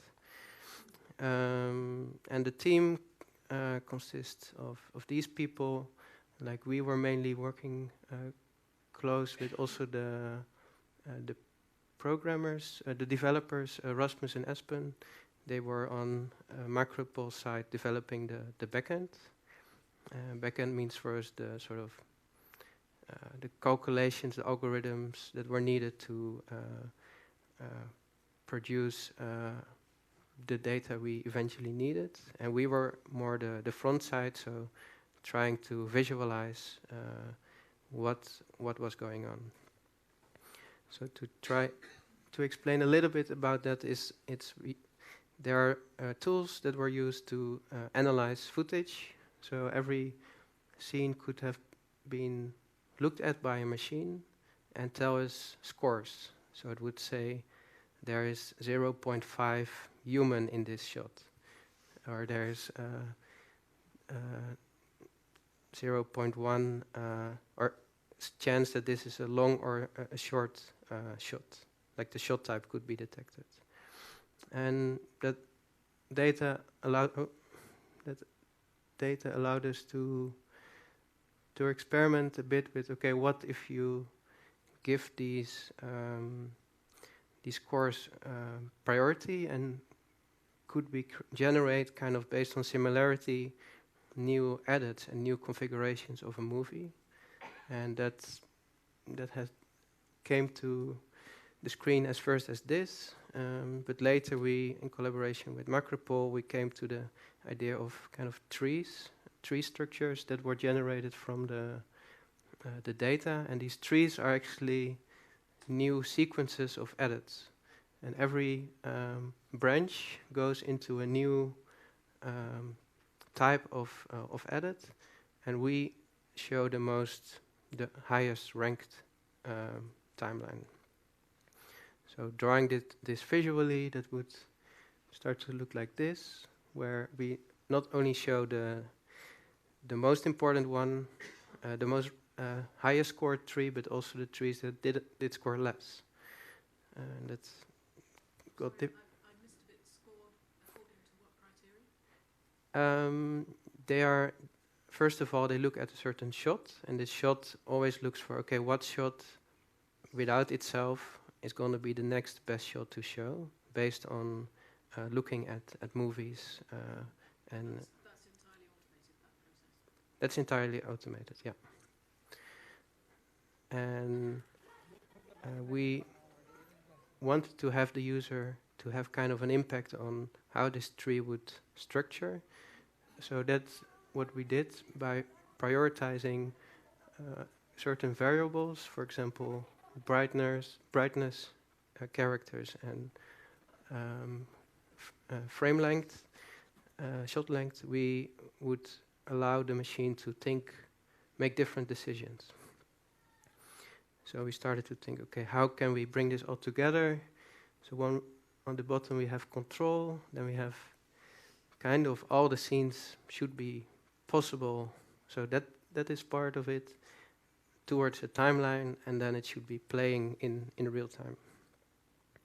And it started to get shape in sketches like this, where we go from the pool of scenes to a more organized way of looking at the scenes towards a timeline, and the final step is having the movie. And then there was research on how can we explain the best on how these scenes are constantly regenerating, like making new matches that are not just made up before, but are constantly like new and based on the user's input.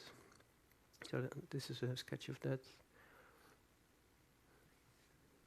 So the user input is being measured by what choices people make when they view? The decision making by the user is done by a couple of sliders, and the user is allowed to change what priority can be made from the next sequence to come up.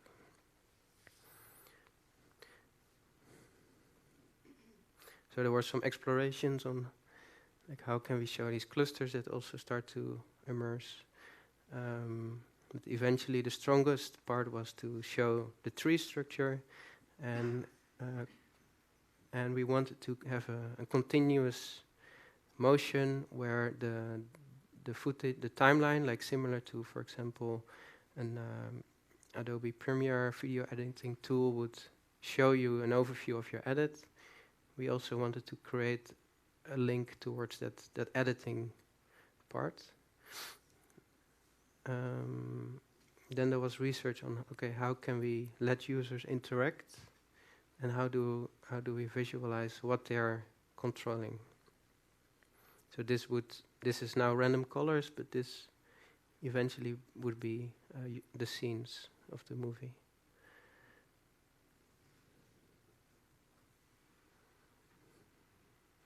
So this is pure sketching, researching. And here you see a first step where we start to map these scenes. The thumbnail of the shot is also shown in the visualization itself, so you have a better connection to the what you're picking. And all of this is pure software so far. But the next step for us was like, how can we make this a spacious installation? That started off with a sketch like this,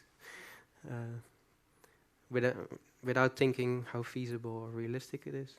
We we explore variations of what's possible, and we felt a certain importance in like showing the big picture, show everything at one time. So it's not like you maybe can walk towards something like zooming in, but when you walk the first time in, you should see an overview. Kind of the inspiration we had in mind was this flatbed editor, where it's a really analog way of working by editing films. So we also started to introduce more like a table concept. And what was really important is that it's still also has a certain cinematic quality. So that's why we eventually chose to have also a bigger screen in the back where people could just watch the outcome and not be distracted by the visualization. Then a first prototype looks like this. It's really starting from nothing.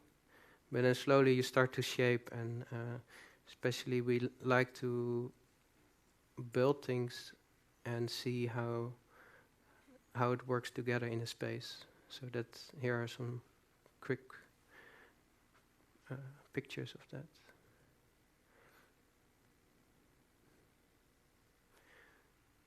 So in one of the ideas was also to have in front like a place where people could sit down and they could just purely watch the movie itself.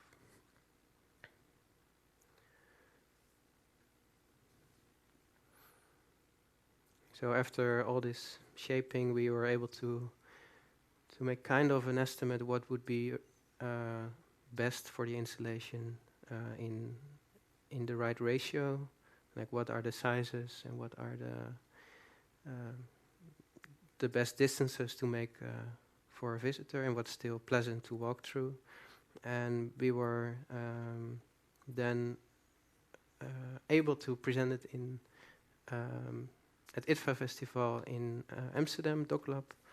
And this has been a really great opportunity for us to see the first people interacting with it and exploring the tool, reflector. And I think now we can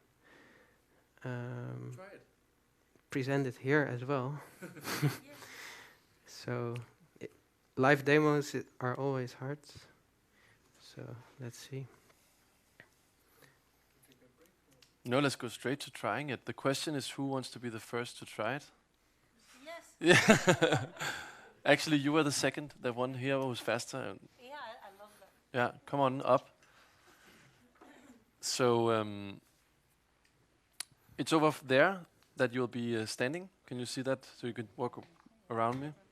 This part? Yeah, exactly.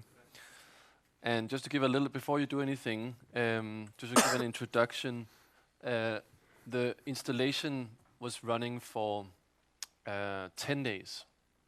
And actually, the whole time we've been talking, it's been running in the background. It's just screens have been turned off.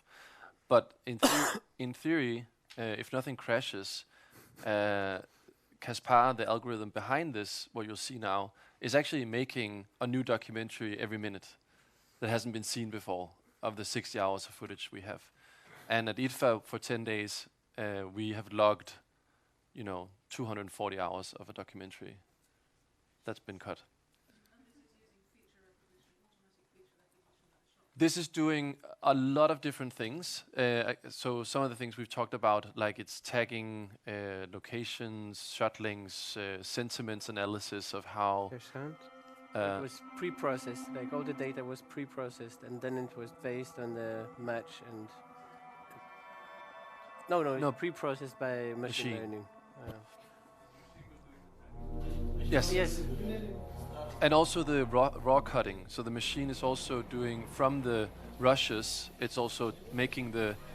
I think there's how many scenes were cut? Piotr? How many shots? Yeah, how many shots? I think it's written on It's there. written on the... can you say? 6,530 unique shots. 6,500 unique shots were cut from the rushes. Yeah, and we got rid of some of the material. Like there was some... or it's like machine got rid of like something that is that it seemed useless by. And so the user now, what you can do is you can maybe explain what you can see in front of your iPad.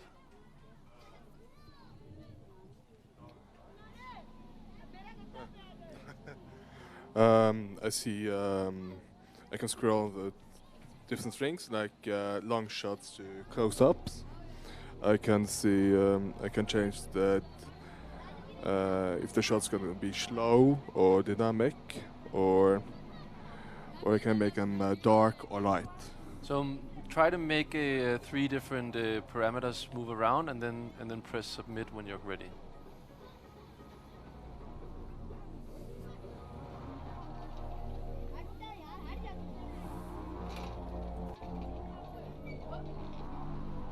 So now the new timeline has been submitted. You'll see it will come up on the screens on your right. And this is where the tree of decision is made. So it will now decide which shot to use next. And now it shows that branch.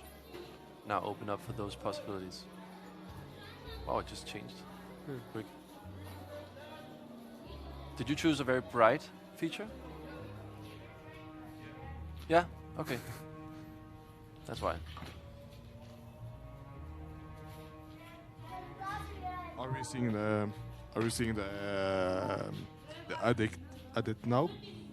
Yes, this is so now this is my edit. This is your pre-curated. You had some parameters, but now the machine is editing based on your parameters. Okay. Yeah, so this frame that's pushing into the edge of this screen is the movie itself. You'll see the next frame coming up. Yeah, just made a new one. Ah, yeah, okay. Well, you can maybe let someone else try. Everyone should go up and give it a shot. Maybe make some new parameters.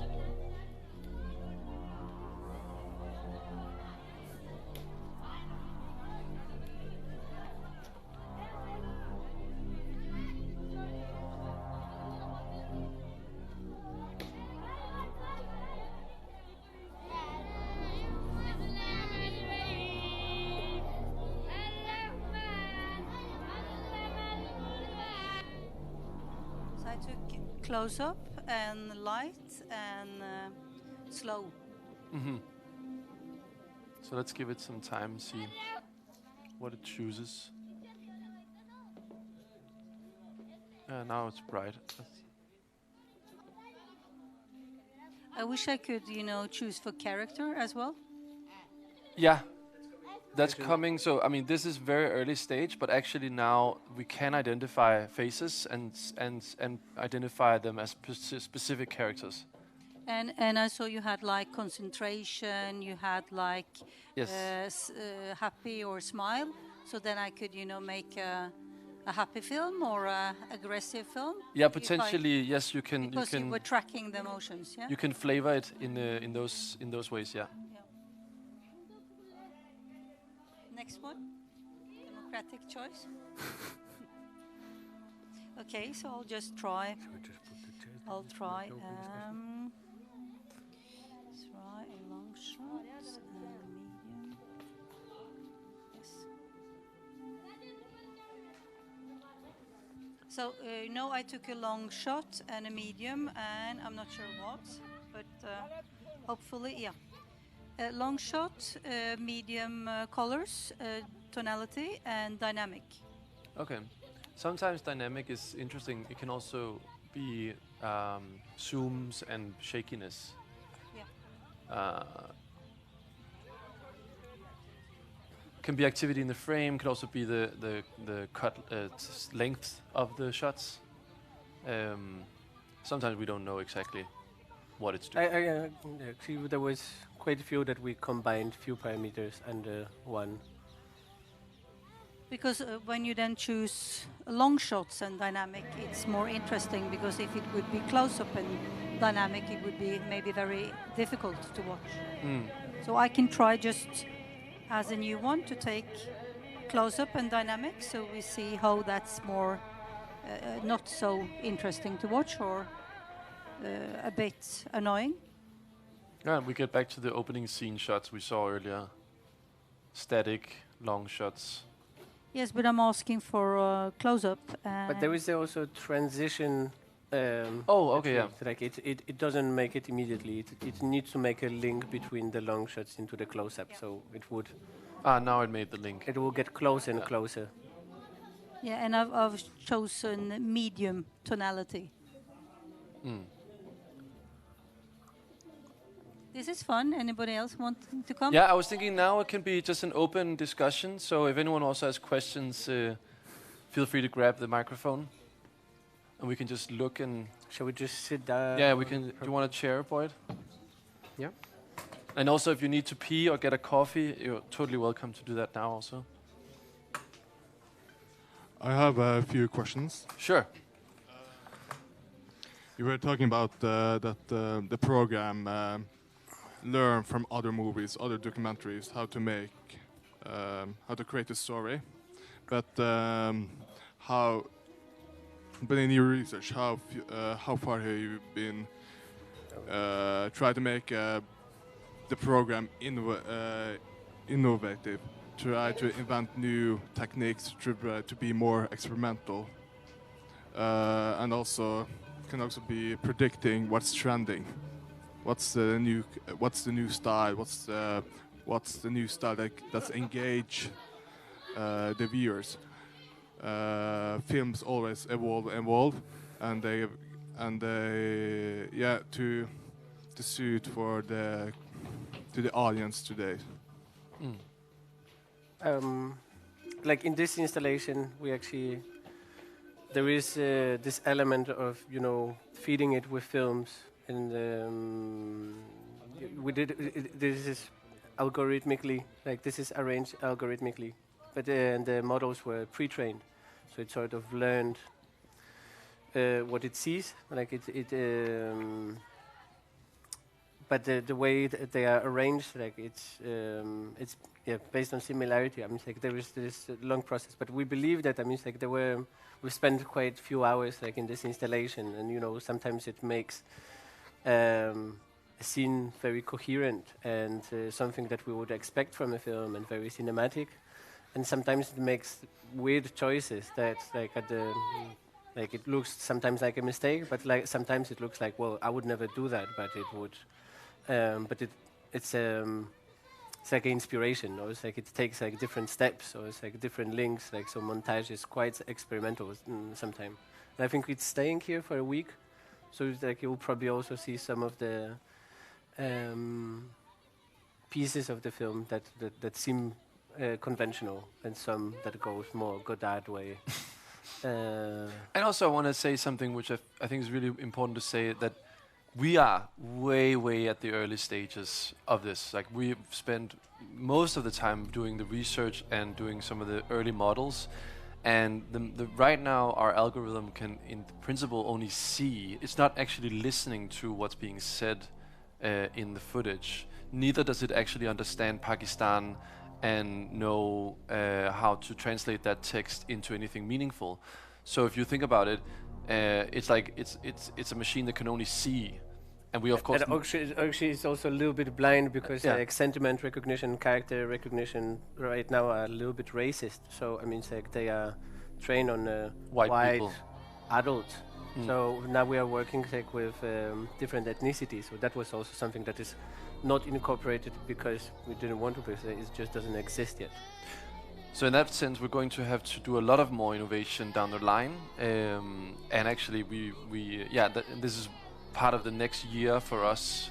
Hopefully, with some more support from different people, will be to actually go way deeper into the innovation of how can we actually understand this footage much better and make it also, in a sense, as you can imagine, having things being said in there that you want to cut together into some coherent sequence, and that's very important for a documentary, right? And we haven't even got into that yet.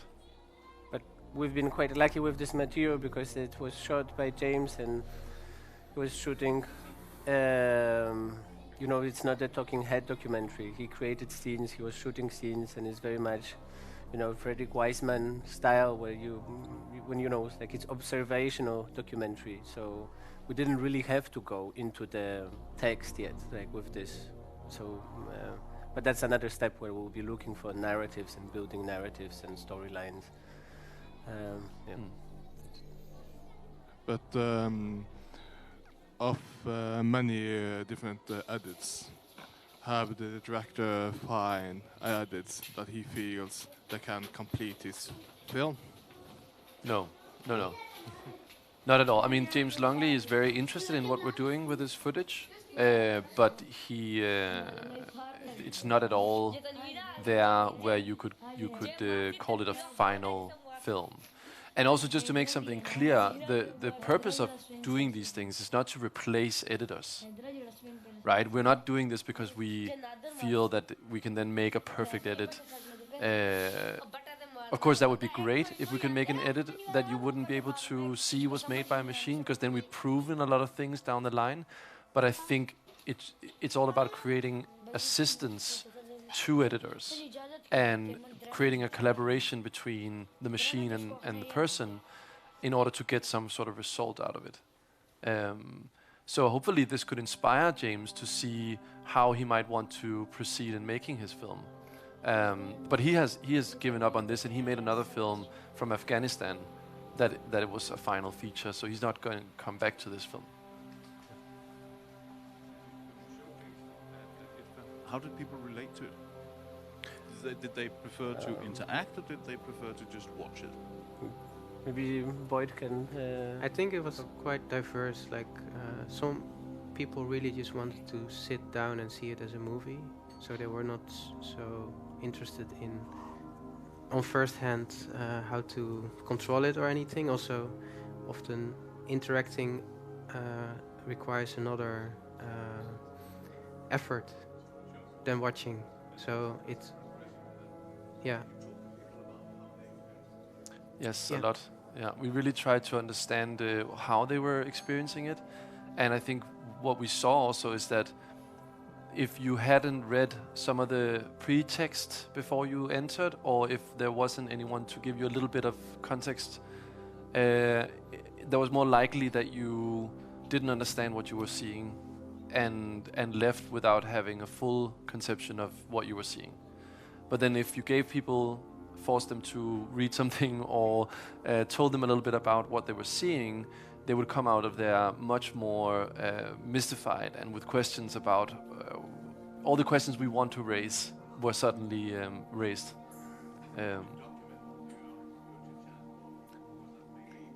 No, that's mainly been in our heads. But actually, MIT did the research around the exhibition because IDFA collaborates, and we are also part of the MIT Research and Development program. And we know that they did the survey, that we are waiting for results now. Yeah. You say this program is not for replacing the editors, but assisting them. But this program can easily edit, for example, a content video or a trailer, and even though it's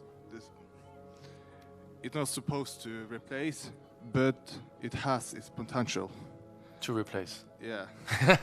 Yeah. So there's you call it potential. I call it risk. For my job. But it's I think it's like all the new technologies comes with the risk, I mean, like the same when you think about I don't know, media is like YouTube. It's like on one hand, like you can look at it as like opportunity to see lectures from best universities around the world, and then on the other hand, like you can just brainwash yourself with cat videos and make whole population completely distracted from what they are supposed to do. So I mean, it's like there are different approaches. I mean, it's like either, you know, we'll just reduce the labor and it's like people will just focus on creative decisions. But yeah, it's like the expectation would be that TV producers would take it just to cut on spendings. But it's like this is the system that we're living in. It's like that every tool that potentially we could benefit from, it's like it's used. And also I think it's very important to mention that there's a reason why that we're doing this research. Because if we just let Google, IBM, Nvidia, and all the big Silicon Valley companies do the research, then we know where this is ending, right? We all know where it will go, and it will go to the few and to the rich and to the powerful. And I think the democratization of code, including what RNDR also is doing with their open RNDR code, is to basically create these tools that are non-biased, that are open source, and that will hopefully also be created on a level that is interested in looking at the complete complexity of filmmaking, where documentaries are one of the extremely hardest films to, and with the most variables to look at. In this way, we hope that we can then influence the future of algorithmic editing and not just be bystanders and let someone else force those algorithms on us. Yeah. Also, we create a number of tools for analysis and for research. So in this way, it's like we just start understanding, or it's like looking for patterns. I mean, it's like it's also a tool just for learning, like, or to see like what you're actually doing, or it's like get a better overview on like how we are working, how other people's are working, like, you know, understand like why you actually, you know, what the style means, and it's like how you can break it down. I mean, it's like they are been talking a lot about Tarkovsky that was drawing his films, you know, it's like his narratives, like he just draw the timeline. So it means like, and they are like, then you can visualize the film to some extent, like on a timeline, like in some cases.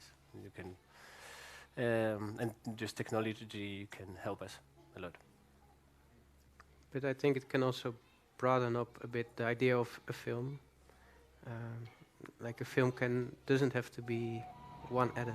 It can have many edits, or it can have, depending on the person who is watching, the edit could be impacted or changed. So you get new creative tools in filmmaking as well.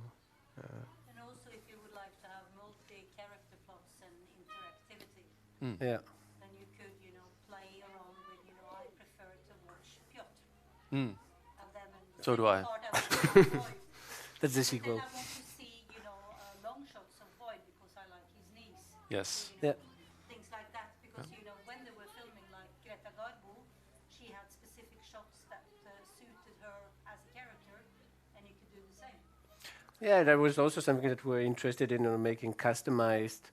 You know, it's like what if, like in the future, we'll be able to, you know, customize like the film to the point that like this is what you want to watch, or it's like you want to explore a little bit more of this character. So what if we could see the cut of James of the film in a cinema, but then you can leave and actually you can explore the story of this character, or like see a little bit more of this one. So there was Well, that's something that at the moment there's a trend towards trying to have multi-screen versions of films. So you watch the main film on your iPad or on the phone. You can do exactly that. You can follow that character. Mm. And since everybody these days likes to watch two programs, Mm. it's maybe three things. You can sit in the cinema and do that, and this kind of stuff could facilitate that, and that is something Yeah. which you might get funding for. Yeah. Good tip. I was just wondering, I think it's interesting what you said about the program or the process or the funding, whatever, being a bit racist or being racist at the moment. But I was wondering if this kind of a critic of itself in a way,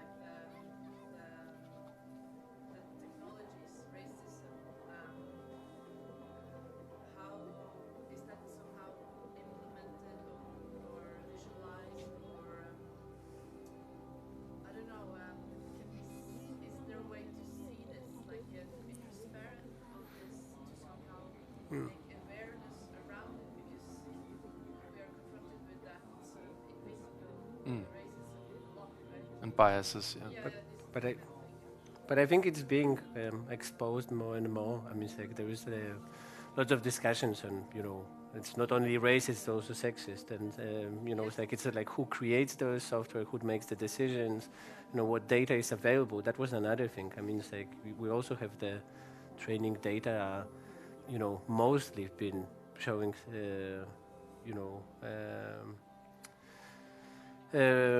white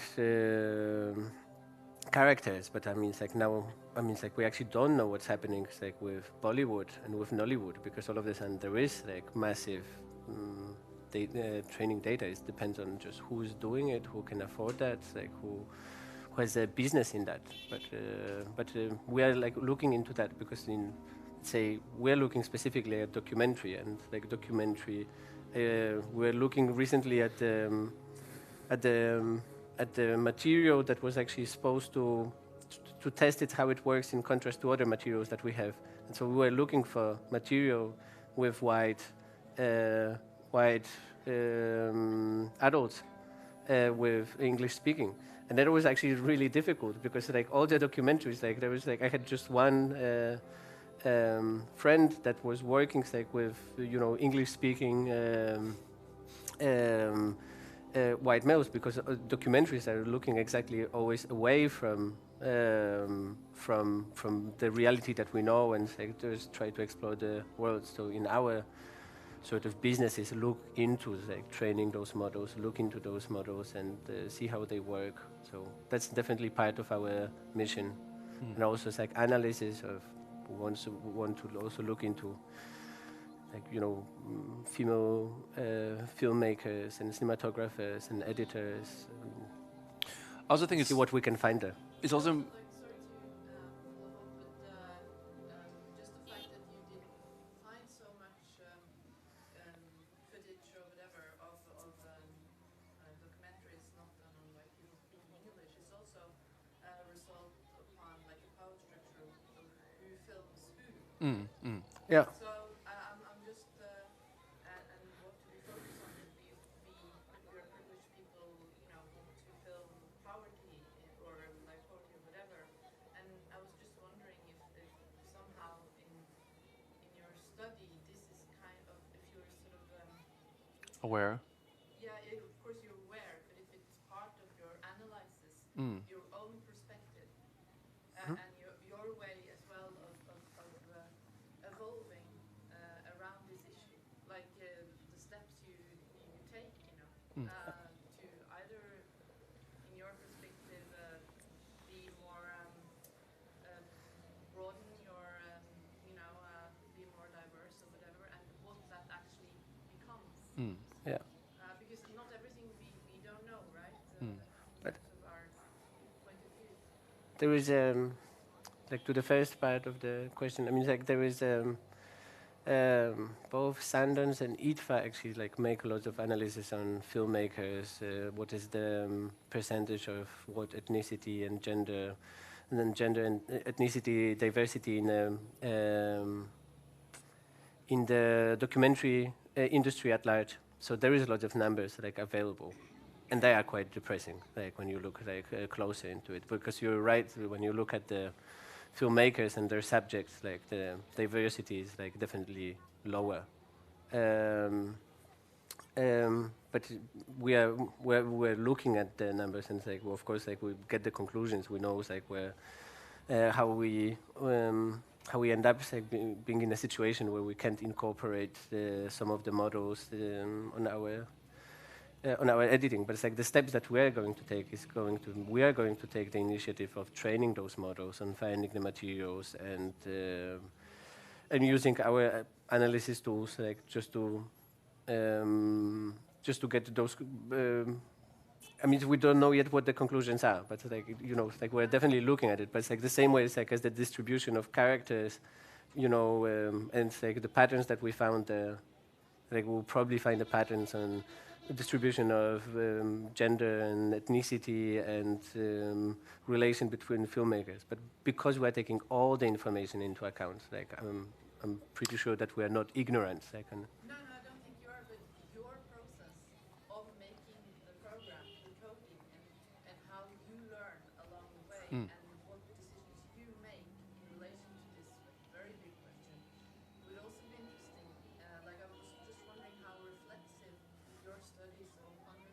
Mm.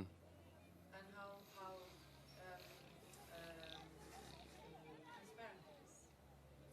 In Yeah. terms of your program being open source, how open source is your process, or do you have like in terms of your Well, I mean, we intend to be as open and transparent about everything as possible, and this is a step on the way to sort of do the first showcase of how we're working and have questions and feedback. And I think this will be something we'll do regularly and try to assess and look back at our process and try to communicate that to people. But I also want to add that you know, it's going to be it's always going to be difficult to avoid these things, and so what you're saying is to be aware of them and to keep them in mind while you're working with them. But also find that there's some interesting things about what we train our models on. Of course, nothing can be, you know, completely unbiased, because everything you train something on has some sort of bias, because it's made from somewhere by someone. And so depending on how we train our models, you get different kinds of things embedded into these models. And I think, but that in itself is interesting. So if you can imagine in a future where our machine is able to digest your 10 favorite films, then your machine is being, your specific individual machine is now trained on either films you like or something maybe your own films that you edited, and then you'll have this very specific model that works within whatever might be in that training data, and will give you some output. But I think that in itself is also somewhat how where we can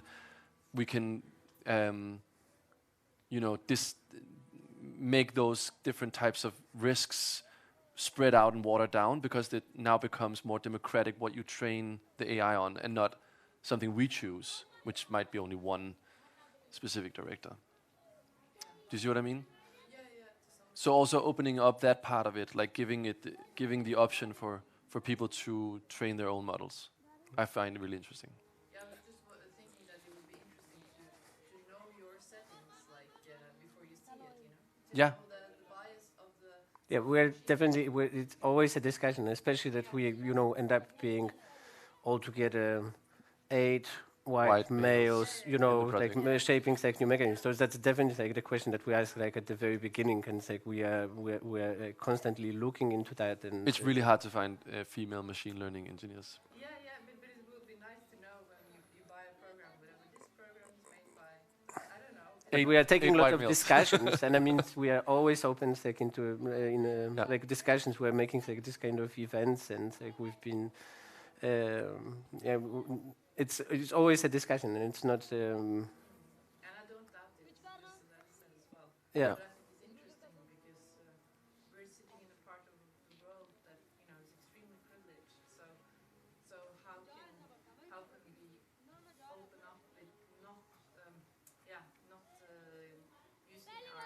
power in a way, in a wrong way? It's extremely complex. It's very difficult. But I mean, it's like the level of abstraction of our project. It also might help, because maybe it's like we also like there is this part that looks at the patterns, but the other one is looking at precisely not making film with a girl and a gun. You know, it's like as Godard said, like with this.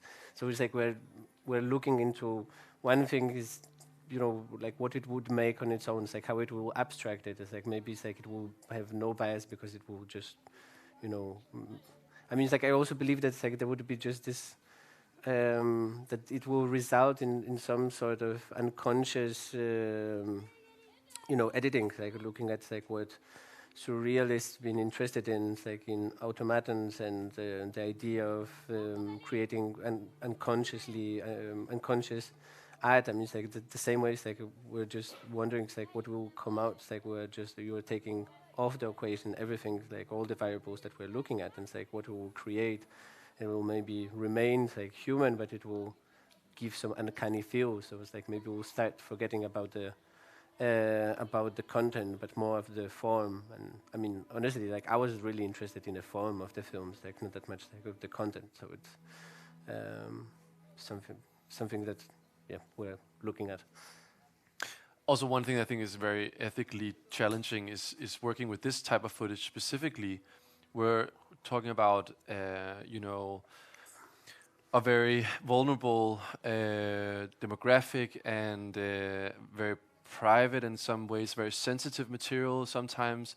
And one of the things that we were very worried about when starting out this project is how do we feed this to the machine, but without treating this material as meat for the mechanism.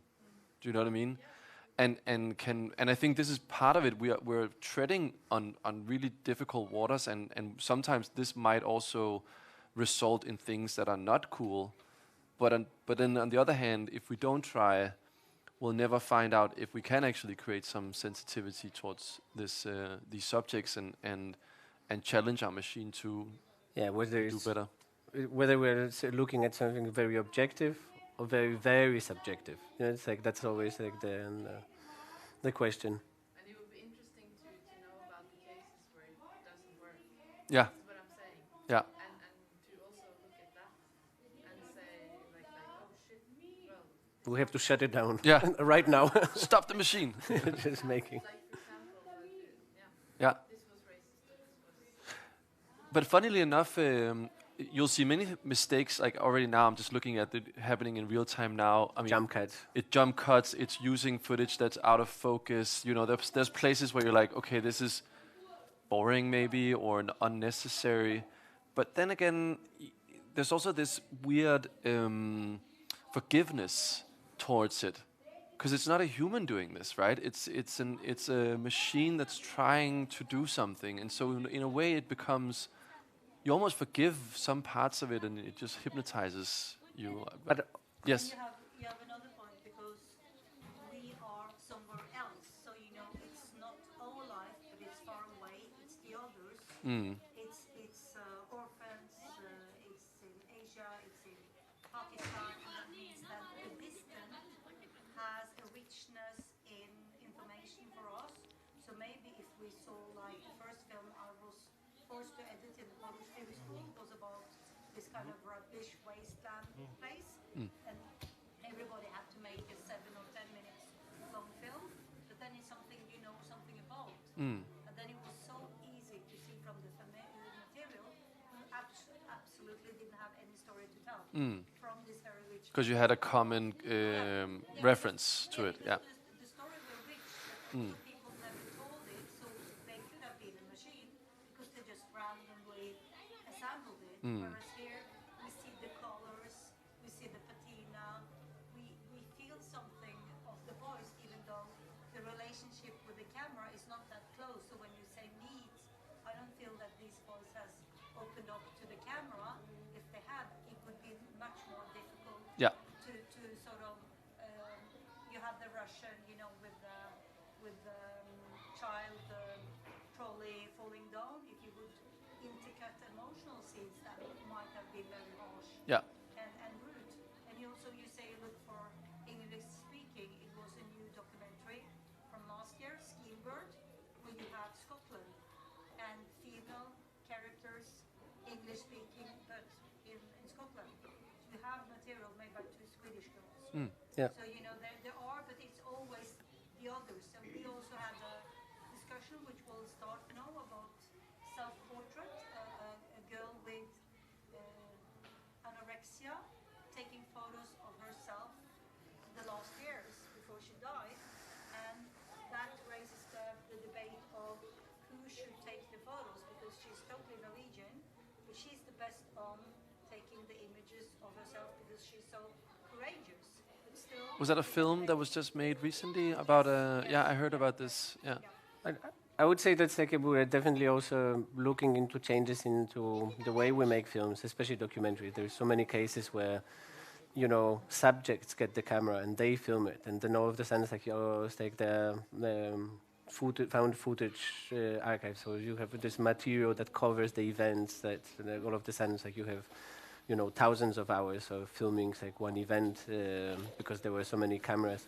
So I think like in this sense, we'll also integrate like with these new forms of filmmaking that will consist of so many angles and so many different perspectives and subjects shooting the films. I think, and then we'll work with really big amounts of data and footage. So this will be where we'll really need those tools to tell any story, or like even to watch it through, because there's some materials. I mean, to watch, like James made the film with in Afghanistan, and to watch like he shot 500 hours of footage, and it took half a year to watch it only, and so there. But also the case of privilege, because you make films as you have seen them, because you know the language of the film you see. So to create a new language, especially now when we're discussing gender and minority, it means we have to raise a new way of looking for new stories, because we're just repeating whatever we saw in documentaries, in fiction. So therefore your tool might break the normal patterns by lifting them. Yeah, hopefully.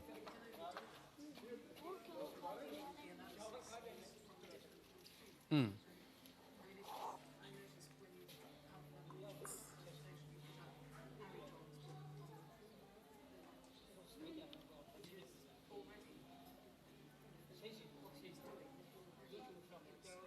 Mm.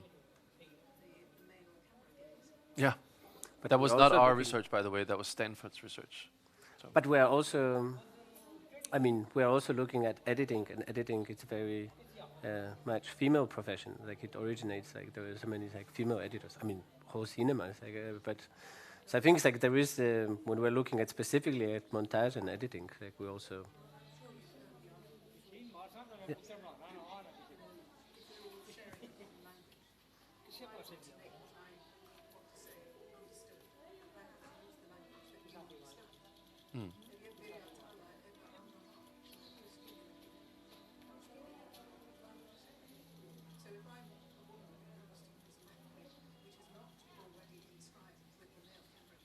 Yeah.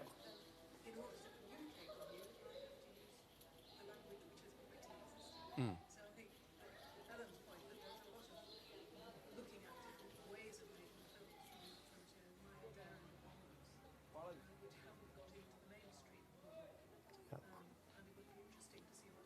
Yeah. Mm.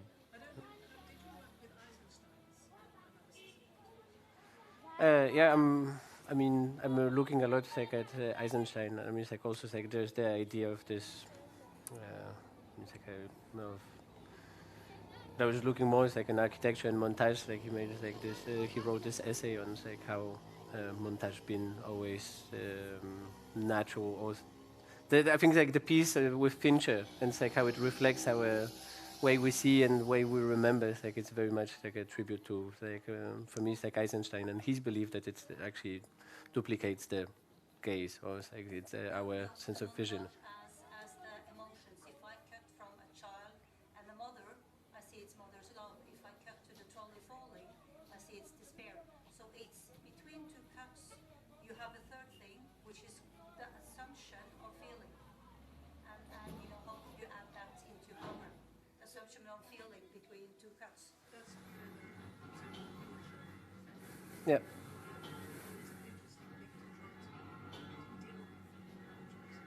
Mm. And I think a lot of what Eisenstein wrote,